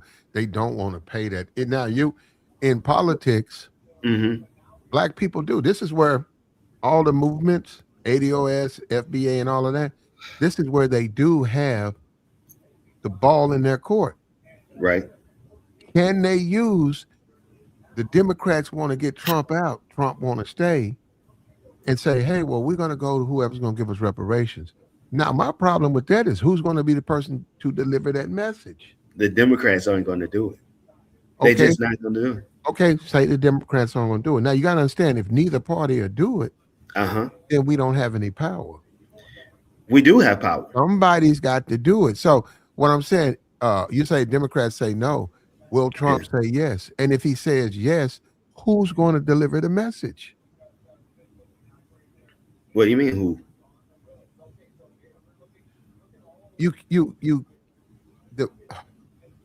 There has to be one spokesperson. You gotta have, like when you say a politician, right? When I vote for my mayor, that's my mayor. Right. The mayor can do things. Why? I voted for him. A bunch of other people voted for him. He's the majority. He won. Guess what? he can serve he can serve the people now. I voted for him. He's going to do the things I need him to do, support me. So when you have a movement and you don't want it, you claim you don't have a leader, it's meaningless, because how you going to serve the movement? You got to have a central figure, man. Somebody. It don't have to be, when you look at FBA, it don't have to be Tariq. There has to be someone who got their shit together, a lawyer who's got a clear background, to say that's the leader. And then that way you can funnel things through them that will ultimately help the movement. But it can't be leaderless like that. Well, there is no in my opinion right now, there is no black politician that's willing to do that. They're all scared. Jasmine Crockett has come out forward and said she's pro reparations. But we don't know what her definitions of reparations are, though. But she's one of the few. I'm sure there's somebody else out there. She says she's for reparations. Yeah, but we don't know what her definition. But brother, see, this is what I'm saying. You Negroes do this. No. It's got to be specific. It's got to be specific. Show me the other politicians that's talking about their pro reparations. Anybody can say that they're pro reparations, but it has to be certain guidelines, certain parameters. Well, when you going to hammer that out? That's what. But see, that's what happens. Hold on, but you don't have a leader. That's what happens with the civil rights movement. Okay, no, forget that. You don't have a leader. We don't, because Jasmine. How are you going to hammer them out? How are you going to hammer them out? Crockett is not a leader for that, man. She is not the leader for that. Jasmine Crockett is wait a minute, brother. Jasmine Crockett is a Democrat. Yeah. She is a liberal. Yeah. He is pro reparations. She's about to be out of office. Well, they took her district. You cool with that? I mean, that's Texas politics. Okay, well, ask the white boy who replaced her. Is he for reparations? What can I do about that? I don't live in Texas. Well, okay, hold up. So you lose power as a black person. You're losing power. It doesn't even make sense, man. So you'll be less powerful in politics. You have, and she's a Democrat and a liberal. That's what she is. She's there to serve the Democratic Party. How's that a good thing for the FBA or ADOS movement to lose power? I said Jasmine Crockett is not going to be a politician. She is not the one that's going to be able to bring that to the table. Well, who is? There isn't nobody out there, to my knowledge, right now. How you gonna get it done then? It's not going to get done. Oh, not right now. Wow. Okay. I said I don't know of any There may be some. I don't know any. Not on the national stage. Do you? Because Jasmine Crockett is about to lose. Hold up. Do I know a politician that's pro reparations? No, I don't know any politician, because it's a death sentence. You can't win. See, we're mixing internet with reality. If I ran in my district right now, there's Latinos in my district, there's whites in my district. I can't run on a only help black people position. I won't get the vote. That's why people don't think it's real. That's why people think it's somebody trying to undermine black power, which you can make a case. You can't win on if you're running on. You got to have the people have to want that. You serve the people. What do the people want? So you show me what people say they're pro reparations, then you're right. You can run in that district. And that's the whole thing about redistricting, and so that you can, the people's concerns. When you have a district like what they're doing in Texas, you're ignoring the black concerns. You're acting as though that don't matter. Black people's voice don't matter. What you do is you saturate their voice, because they're only like 40 million. There's over 200 million whites in America. You saturate their voice so they have no voice. Mm-hmm. That's not good for the black. That's terrible for the black community. We would have a voice if we were more we could come together more on a voting, decision on Okay, let's be for real. having I'm a black man. having a You're a black man. Let's be for real. Let's be for real, yeah. Resurrect. Let's be serious. Mhm. Yeah. Black people don't have nobody to vote for. There We ain't don't. no politician out there, no political party that's talking about helping black people. We don't. The That's true. closest thing you've come, the closest thing, and they don't do it, is like you said, a Democratic Party. But really, if you want to No. be for real, neither No, one they of them don't. trying to do anything for black people. Neither The one. Democrats never do nothing for black people. Okay, but that's what I'm saying. Neither I said neither party, right? Right. That's what I'm saying. So really, when you look at voting, we like to believe it matters, but when you look at elections, nobody's going to do anything for us. We're on our own. That's where like the selfishness of, I believe in this, and I'm gonna do this. That has to go by the wayside. We got to come together if we want to make any type of improvement. Because 43 million strong together with one agenda when it comes to politics. Yeah, so which way should we go? Because clearly black women, I think with 95%, they support the Democratic Party. They do.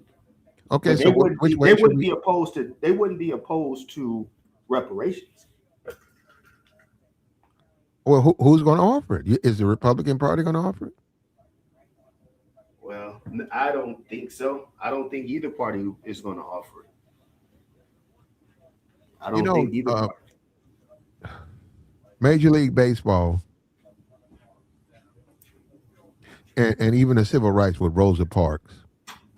Before Rosa Parks, there was another woman, but she had a criminal history.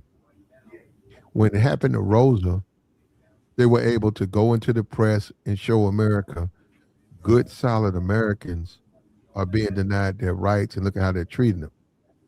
And it helped the civil rights movement. Major League Baseball wanted to integrate. There were baseball players 50 times better than Jackie Robinson. They went with Jackie because he was a veteran, his past, the type of guy he was. They went with him. They didn't go with the other guys. Other guys had criminal histories and stuff like that. This is real, man. If you're a thug, you're not going to be able to be a leader. I don't care what you say. That's how it goes. Now, I know the Trump thing, run for the Republican Party. Trump is not even a politician. He's a one-of-a-kind guy. Greenland, they've been trying to get that for years. See, one thing I'll give Trump credit for, he looked around and said, what is all of this? We've been trying to do this for 50 years. The Venezuela, they've been trying to take over Venezuela. They won't do it because they want to go through all this paperwork. Trump said, fuck that. We're going to go in there and get it. And I'll deal with the backlash. The banks were about to. There were banks that were about to go under. Is that you? I don't hear you, bro. Your cord came out. Oh, hold on. I said they had to because the banks were about to go under. They had to get Venezuela. Besides the oil. Well, yeah, and the Chinese was gonna come in there and get the relationship. Well, yeah, Venezuela has a lot of silver, and the banks. In the relationship with the silver, the Chinese and the Indians have been buying all of the silver and selling the American bonds, putting them out on the market, which was putting stress on the banks here. Mm-hmm. So they had to go in there. Basically, what's happening is, man, the United States is trying to get the whole Western Hemisphere sewn up because they know that they can't hold on to their spots throughout the rest of the world no more. Don't have the money to. So he's trying to shore up everything on the west side, and then the rest will be left up to China. Yeah, but Taiwan and all of that, we can't do it. No, that's over. No, you got to. We're not going to be able to hold that, man. We don't have the money. Yes, well, you know what? Trump ain't gonna be in office forever, but you got to support it. It's freedom. It's a democracy. It's Well, like we saying in can't. Vietnam. No, it's saying don't go into Vietnam. You know, you have to do that. You have to say we don't believe in communism, and we're going to defend the countries who want a democracy. Dude, you will see. They And can't that's hold. isolation. You're isolating yourself when you Yes, do that. When you cut yes, yourself off, it's yeah. gonna come back to hunt you. That's the only way they're going to be able to survive. Are they gonna give up Israel? Israel is in a really precarious situation. Yeah, you just said they done with that side of the town. You remember this? You remember that the rumor was they were going to bomb Iran. Yeah. Well, I've been told that those generals over there in the Pentagon told Trump, if you do that, it's going to be curtains. If you do that, it's going to be curtains. Netanyahu wanted to do it strategically. Why not? Why wouldn't he? Militarily, we don't have enough the weapons. We don't even have enough weapons. Well, we don't have the money too, because of that costs a lot of money. And then the fallout of Iran, where those people are still alive. If you knock their leaders down, what's going to happen? Where they going to flood to? They're going to flood somewhere else. Exactly. Look at Ukraine. That's lost. What was he born? Like North Carolina or something? I know he went to Penn. He grew up in Philadelphia. He went to Penn. He was born in America, Philly, right?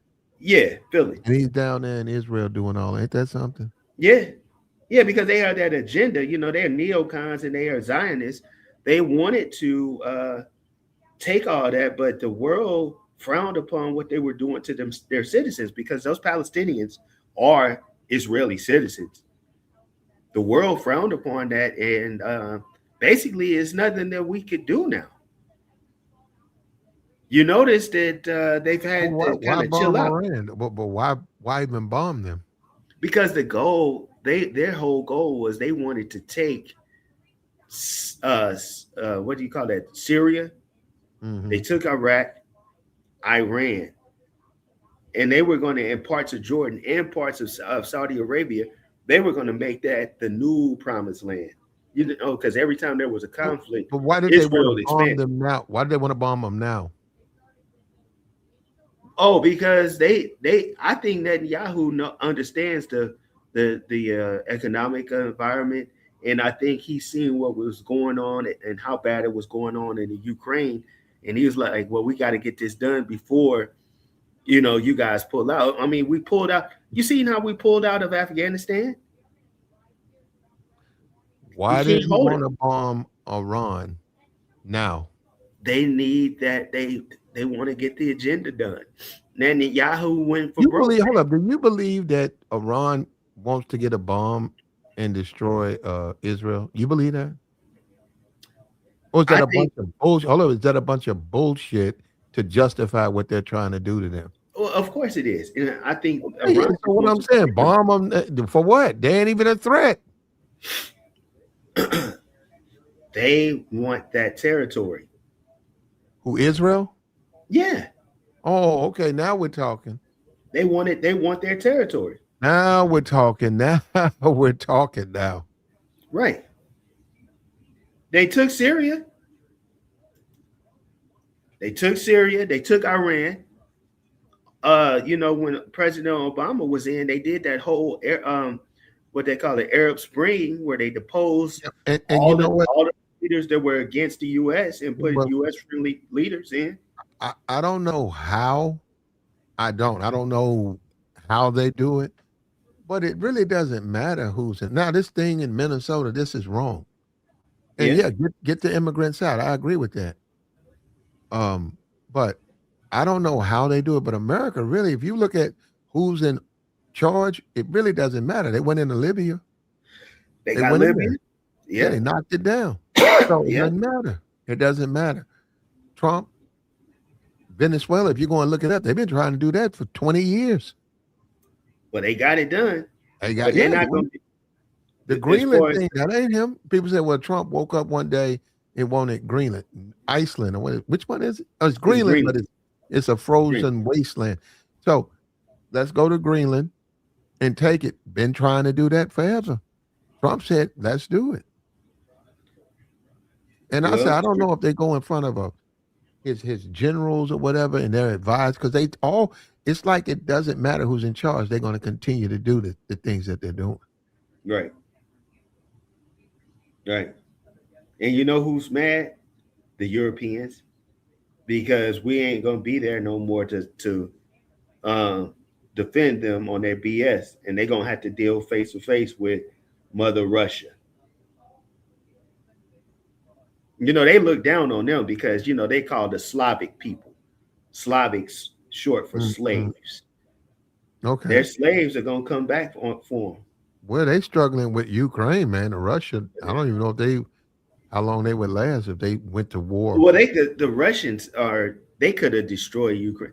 That's over. Nobody can really use nuclear weapons because of the fallout. We've lost Ukraine. They've lost Ukraine.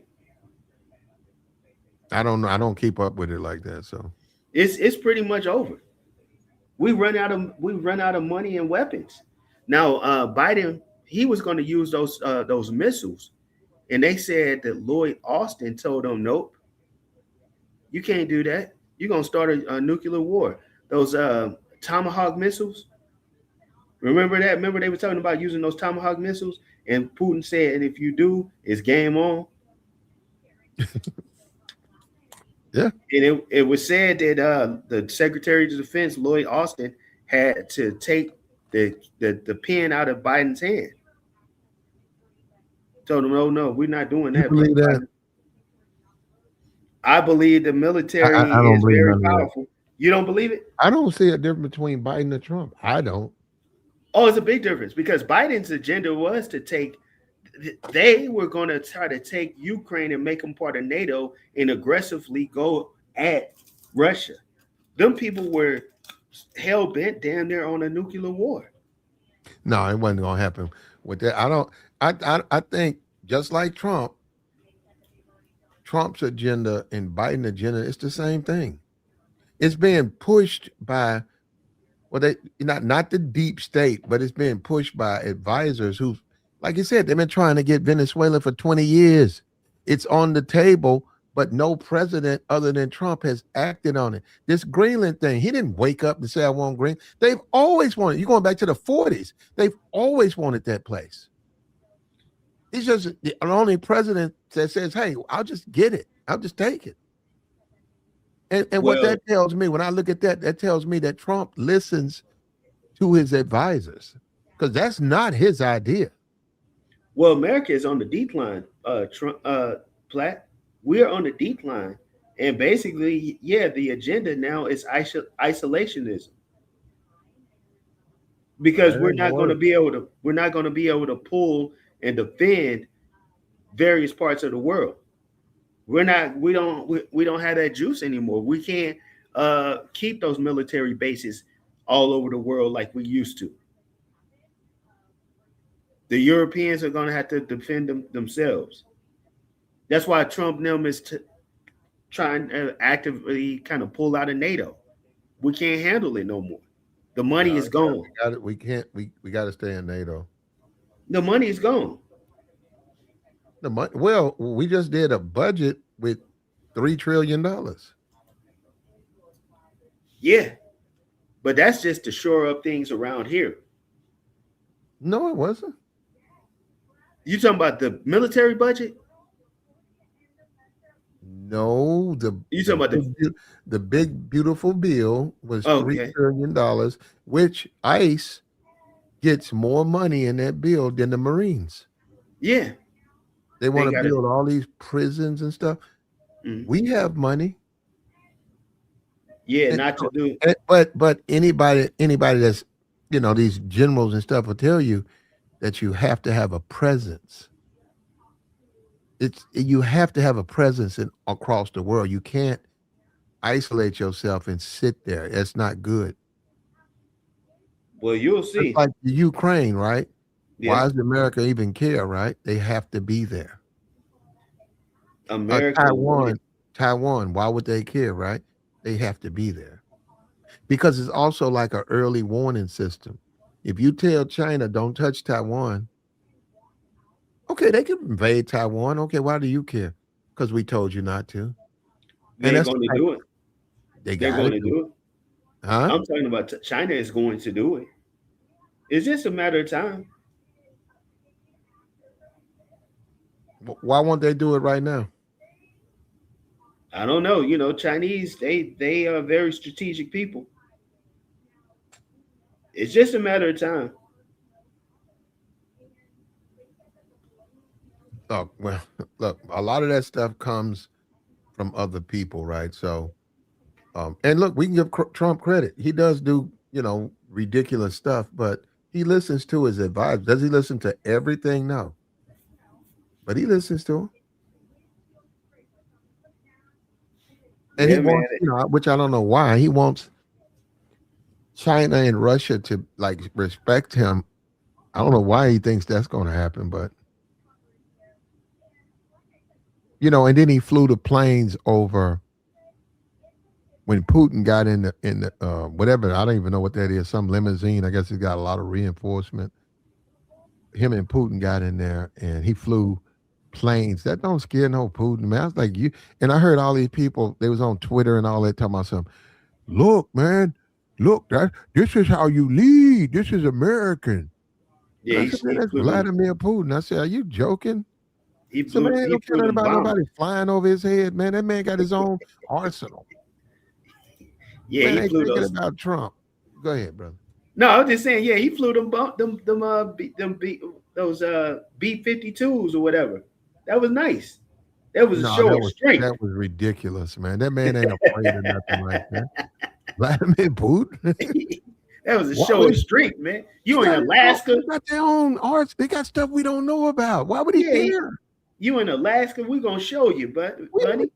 I think I looked it up. That Steph, I think we only got 3 of them. Steph bombers. They're here in Missouri too. They come out of Sedalia, Missouri. That ain't no. It might be outdated. Nah, man, those things, they say if you see them, you already dead. They say if they on a mission and you see one of them, if you see it going away, you done. It's over. It says 20 of them. It's 20 of them, yeah. Okay. They come out of Wyman Air Force Base. Okay. But that don't matter to Putin, man. Putin ain't thinking about it. But Putin does have his military. He's not, if he can't take Ukraine, he's not ready for a war. When you talk strategy, you have to be ready for war. If you're not ready for a war, you'll lose the war. You remember not too long ago, one of Putin's right-hand men, somebody ran smack dab into him, like a wrong way. They turned around, boom, killed him. He did what? One of Putin's right-hand men over in Russia, he was driving. His driver was driving. He's sitting in the back of the car. Some car just rammed him head on and killed him. Oh, okay. I don't know. They sent drone strikes to where they thought Putin was. Oh, they said that thing. That's like sending some Walmart drones. They said them things had no chance. Now I know they publicized like it was legit. That was some bullshit. That's like some dude trying to tape his daughter's wedding with a drone, and it happens to go, over the fence of the wrong house. And then somebody say, "Oh, that was a drone strike." No, it wasn't. Those drones, man, they are cheap, so they can send those drones to you. That's nothing to play with.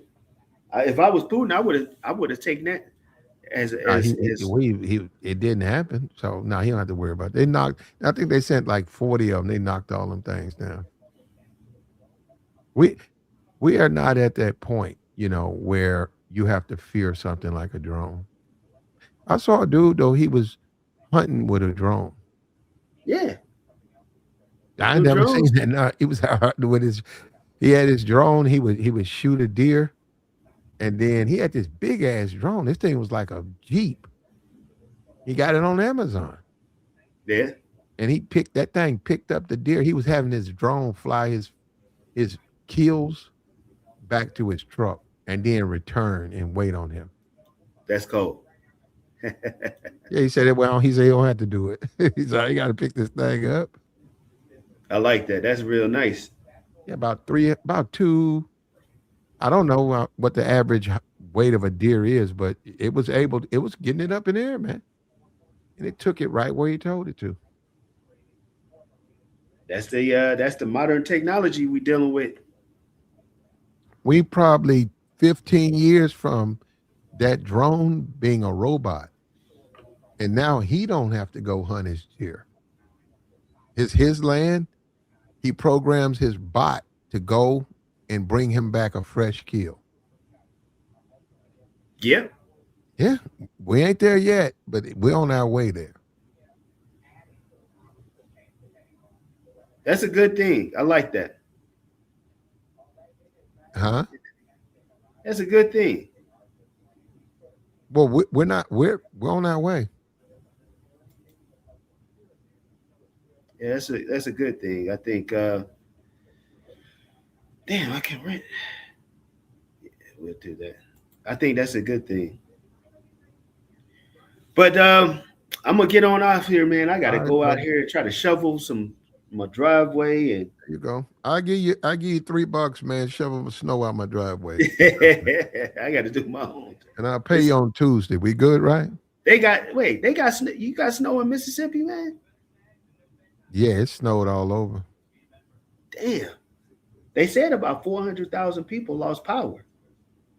Man, that's terrible. You got to wrap up in them blankets. Yeah, the ice, because certain parts like Texas and stuff, I think they got ice. But it you can have your generators, and you can survive. When you start talking about 4 or 5 days, you can make it without power and utilities. Except at night. Yeah, Depends on you. On your brain. If you got a very active imagination, you're gonna have trouble at night. yeah. You got to put a lot of covers on that bed. Man, I swear to God, man, I was in this place, man, and we had a power outage. And I'm one of them people. I'm not real big with a completely black house. I don't like my house. Pitch black. Nothing's on, nothing. Like the kitchen's not, everything's out. When I was in that bed, man, I swear something was rubbing my neck, man. And I pulled the covers tight, and I said, "This," because I was like, "This can't be real." It came back, man, and I jumped up. I didn't see nothing, and I went back to sleep, man. And something came back. It's some weird shit. But that house was haunted though, because I saw an old lady sitting on the couch one time. I walked around. That was a haunted house. That shit is real, man. That shit is real. That shit exists. Yeah, you might have been one of those spirits that one of them plantation spirits was in there, man. Down home, Mississippi. It only happened when it went jet black. When it was just a regular place, never happened. Yeah, And see, niggas finna go and get these robots. Niggas finna buy these sex robots. And them things gonna get haunted, man. All that smashing on that thing, man. You don't think you're gonna put you gonna turn that thing. that might be some what you call them incels. I mean, If you're an incel with a sex doll and you sit up there laying next to that thing every night, smashing, laying next to it, that thing gonna grow its own mind, man. they ought to be disgusted with themselves if they have to do some resort to something like that. Mm-hmm. Just disgusted. Well, what else they gonna do? They can't get women. They can do. They can pay. They can pay. Some they could be passport bros. But if they The pay, passport. but if they pay the go out. woman, the woman leaves. The robot doesn't leave. They can go do like they've been doing, going across to the DR. But you I can guess. get a disease doing that though. I guess. Where Floyd at? I guess that country's out. They can't go back to Colombia no more. We had a YouTuber, and he used to dress his sex doll up and sit it at the end of the table with. He was. It was a passport, bro. He wasn't afraid of it at all. He was bragging on it. He used to come over here about 3 years ago, and he'd had a doll at the end of the table. And the thing about the doll, it looked dead. Like, I know it's not real, right? Right. But it's not even close to being like a human. It's like because it's got that straight, it never changes his expression. And that dude was having a relationship. There was another dude, he a truck driver. I haven't heard from that brother in a minute. He had him a doll. Them dudes was just He had a bad marriage. He said shit went left. And he just wasn't interested in women. And he said his doll did everything he needed to do. man, that's sick. You got a problem. So if you couldn't hang out with a nigga like that? No, something's missing. You got to be a full person, man. I can't. You got a deficiency like that. It's somebody that I wouldn't want to hang out with. What if you was there watching the game and you told him I gotta use the bathroom? He said, yeah, man, go through that back room. It's right there. And on your way there, you see a sex doll. It's laying in the bed. I think I'll be, hair done, makeup is just laying there. You're gonna say something as big as you though. It's a human, the size of a human being. I'll be You like, gonna hey, mention it man, or you just gonna watch the game? hey, I got something going on, man. I got an emergency, bro. Somebody just hit me up, man. I got to roll. Okay, bro. I got to roll. No, I'm talking about. No, that's what I would say. That's how I would play it. Yeah. For real? Yeah, I'm out. Yeah, I wouldn't. I don't know how I would act, but I don't know if I. No, I probably was asking like, "Yo, man, what's up with your bed?" That'd be almost like you being at the crib and your partner just go over and knock his wife out. I'm out. I'm not. That's not my partner no more. There you go. I heard that's that, not what. man. That's not what how I live. But them things go for about 3-5, man. Yeah, it's crazy. So Crazy. a lot of niggas would have just thrown it out the window and they'd have took that back with them. Yeah. Put it in their bed. Oh no, man. No, I don't think so. I don't think a lot. Well, I'm looking out here, bro. They got truck drivers stuck on the ice. Yeah. They can't get up the hill on the interstate. Yep, I believe you, man. We got three major interstates that come through. We got 44, 70, and 55. So 44 is all ice ridden. I don't even know why people. And we supposed to still be getting to snow, man. We got snow coming in all the way into 2 o'clock. You're gonna get snow probably for the next 2 weeks. Nah, man. Oh no. We're not claiming it. Hopefully not. Yeah, Uber is down here. For all the people who didn't go get food, ain't no Uber. Well, we got the grocery stores open here from 9 to 5:30. But you got to go to them. I'm saying you got to go. You can do Costco. You can order off your app. Good thing. But they don't have delivery. Good luck going to get it. Yeah. I'm gonna go and yeah, it's kind of messed up. Well, just a life, it is what it is, man. You got it's perfect, really. You got both the AFC and the NFC championship games today. So you got a whole day of football. We're gonna see another Rams Patriots Super Bowl. You're right, because that The guy he broke his leg, right? He broke his ankle. Oh yeah, Bo Nix. Yeah, that should be a blowout right there, man. Stidham. Yeah, Jared Stidham. But then you got the old man Matthew Stafford. They want to see him. I think he's going to retire. So they always reward these old players that are all pros. They reward them. So I think Sam Darnold, his knock is always he's inconsistent in the playoffs. So yeah, I think it's Okay. pretty much. Well, who you got?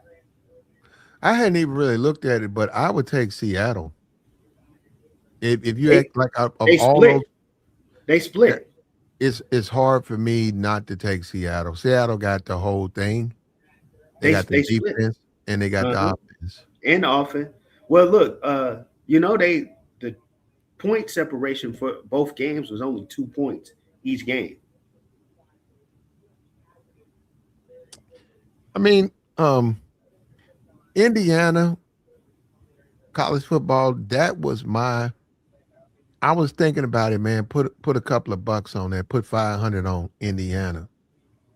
And I thought about it and I reduced the bet to about 75. And I took Indiana. But I didn't think Miami was going to be able to compete. I didn't think they were going to stay that close. And they did.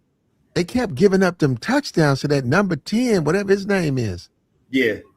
The little Mighty Mo or whatever. He's hard as hell. He got that low center of gravity. He's hard as hell to stop. Even though Indiana played him good, but they couldn't shut him out. Yeah. And they got me, man. Indiana won the game, but they didn't win the money. So they didn't cover the spread. Yeah, on this NFL stuff, give me the quarterback that's not. I gotta go with May. Gotta go with May. Don't have a choice. You going with May? All right. To Denver is nothing without this Stidham dude. He's not a Bo Nix. So you going with May and you going with Darnold? Yes. Okay. Yes. I like the Rams, but Seattle, what they playing at Seattle? Yeah. Man, that's a lot, Seattle. I don't know who's the coach for Seattle. It's a new guy. Yeah, he's good, man. He got them playing. You think he's better than Sean McVay? Yeah. Whoever he is, I don't even know who he is. Yeah, he's a new guy. This is his first or second year. I think it's his second year. Well, no, this is Pete Carroll. Pete Carroll just went to this is his first year. That's why. Okay. That's why Pete. That's the thing. You get a guy like Pete Carroll who been coaching forever. Still. And you look at who he drafted, and maybe things didn't work out because he had Geno and stuff like that. This dude said, all we need, he looked around, he said, man, all this team needs is a quarterback. Yeah. He said Geno turns the ball over too much. So he bought this guy in. And the guy had played at Minnesota, right? He bought him in from Minnesota. And look at him now. They finna go to the Super Bowl. And they got that, most of them guys that's in that defensive backfield, those are Pete Carroll picks. Yeah, Pete Carroll's a defensive coach. Yeah. Yeah. That's why, man, I'm happy about next year with the Cleveland Browns. They're going to let Jim Schwartz be the head coach, and they're going to bring a young offensive coordinator in there. Man, Shador and them going to the playoffs at least next year. What about Dion, you think? Nah. Dion, he ain't going to be the coach. Nah, Dion is trying to build something down there in Colorado. I'm hoping he's able to get it done because I don't like the narrative that he only did it for 1 year with his son. Because, I mean, truth be told, Dion was successful at Jackson State. His first year at Colorado, they won 4 games. Second year, they won 9. And this last year, they won about 4 games. So he got to break that streak. Look, bro. Oh, man. Dion, look. Dion's not a good coach, man. Well, he's not an X's and O's. He's a good cornerback. but he's not a good coach. And one thing about a coach, look at the guy from Indiana. Yeah, but he's been coaching forever though. But look at him. And you know what? And he's been doing that with subpar talent. When he was at James Madison, Yeah. who's gonna go to James Madison? Well, that's a FCS school. So I'm yeah, saying, he was. what I'm saying Yeah, is he had to win with what he had. Ain't no talent there. He's got to yeah. be a good coach. Dion did that when he went to Jackson State. Dion had Shador. But Shador was just a 3-star recruit. He wasn't no 5-star. Man, Shador in college, and I don't know about the pros. Coming out of high school, He was a Shador was a playmaker. 3-star. Shador was a playmaker. Oh, I know. We'll see. You know, I mean, you think,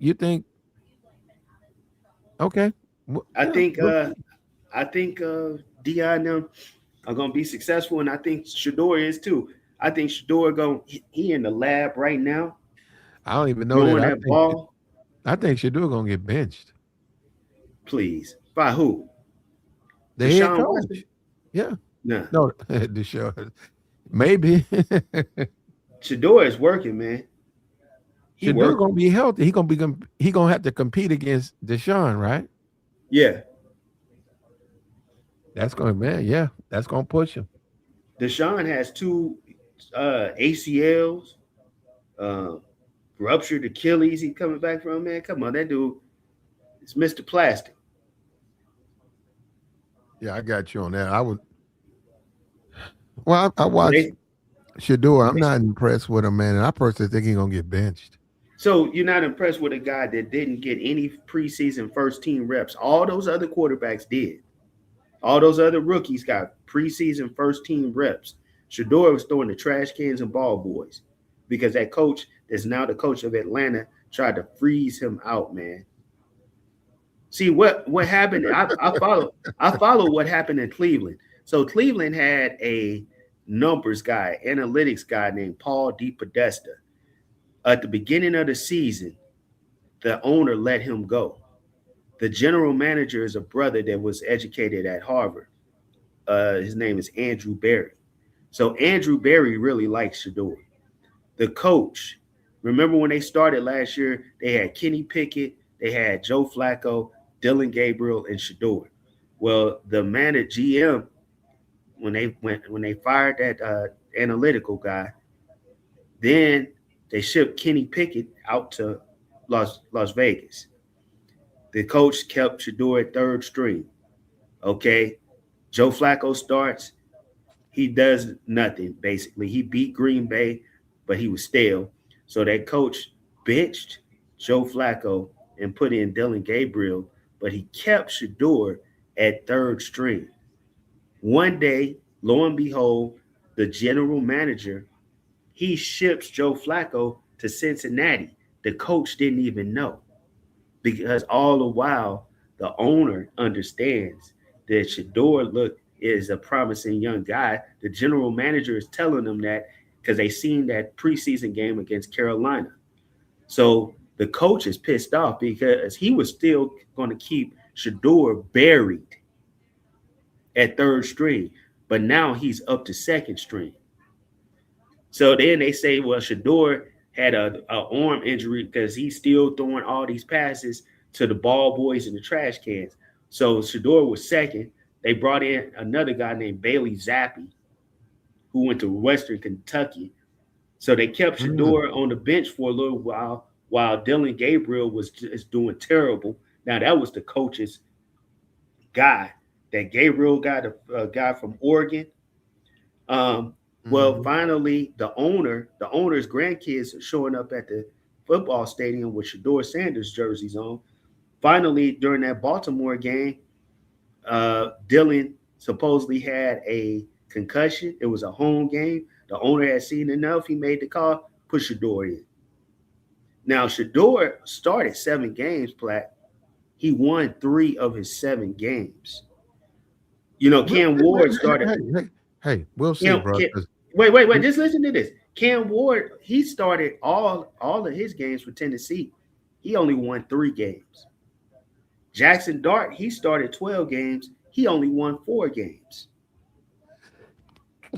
Okay. Well, maybe Jackson Dart, he might be better than him, but he ain't better than Cam Ward. When they played heads up, Shador threw for 364, 3 touchdowns and 1 rushing. Then they Cam lose.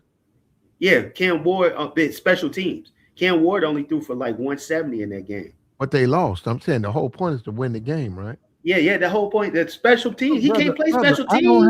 don't have a problem with you. I don't have a problem with Shador. 364. I'm not going to sit up here and try to make the guy into something that he's not. He's a good player. But yeah, when he got out there and became a starter, he disappointed me a lot. He disappointed you? He I disappointed you a expect him lot. to do better. A couple of games. I think the Frisco game, he was just playing like trash. But Platt, he hadn't had. Okay, can I? I'm gonna leave you with this. As a rookie in 1998, this quarterback had Marshall Faulk and Marvin Harrison as weapons to throw to. This particular quarterback threw for 28 interceptions. Kurt Warner. 28 interceptions. A season high. No, Marvin Harrison and Marshall Faulk were 2 of his weapons. You know who that quarterback was? And he only won 3 games his rookie year. Hold up, the Marshall Faulk? Marshall Faulk and Marvin Harrison. Talking about Peyton. That's right. He won 3 games his rookie year, Platt. Threw 28 interceptions. Well, then again, you I don't think Peyton Manning's a good quarterback. Well, that's a whole different subject. Oh, he was good. Now, come on now. When he got it going, was no good quarterback. No, he wasn't. When he got it going, Platt, he was. No, Peyton. Omaha. Man, that dude used to carve up. Eli was better than him. No, you tripping. You needed to have, in order for Peyton Manning to win, you needed to have laboratory, like fucking climate for him. Everything had to be worked. He's a classic, and they do this sometimes. He's the classic. You got to have a left tackle. You got to have a good running back. You got to have 2 good receivers. You got to have a linebacker, a player of the year. You got to have a sacker, a defensive end that leads the leagues in sacks. They had 2. All of these. You got to have all of this to win games, and most quarterbacks will never get that. But that was Peyton, and Peyton got that. Well, they played in the RCA Dome and then the Lucas Oil Stadium. I mean, he can't help where he played.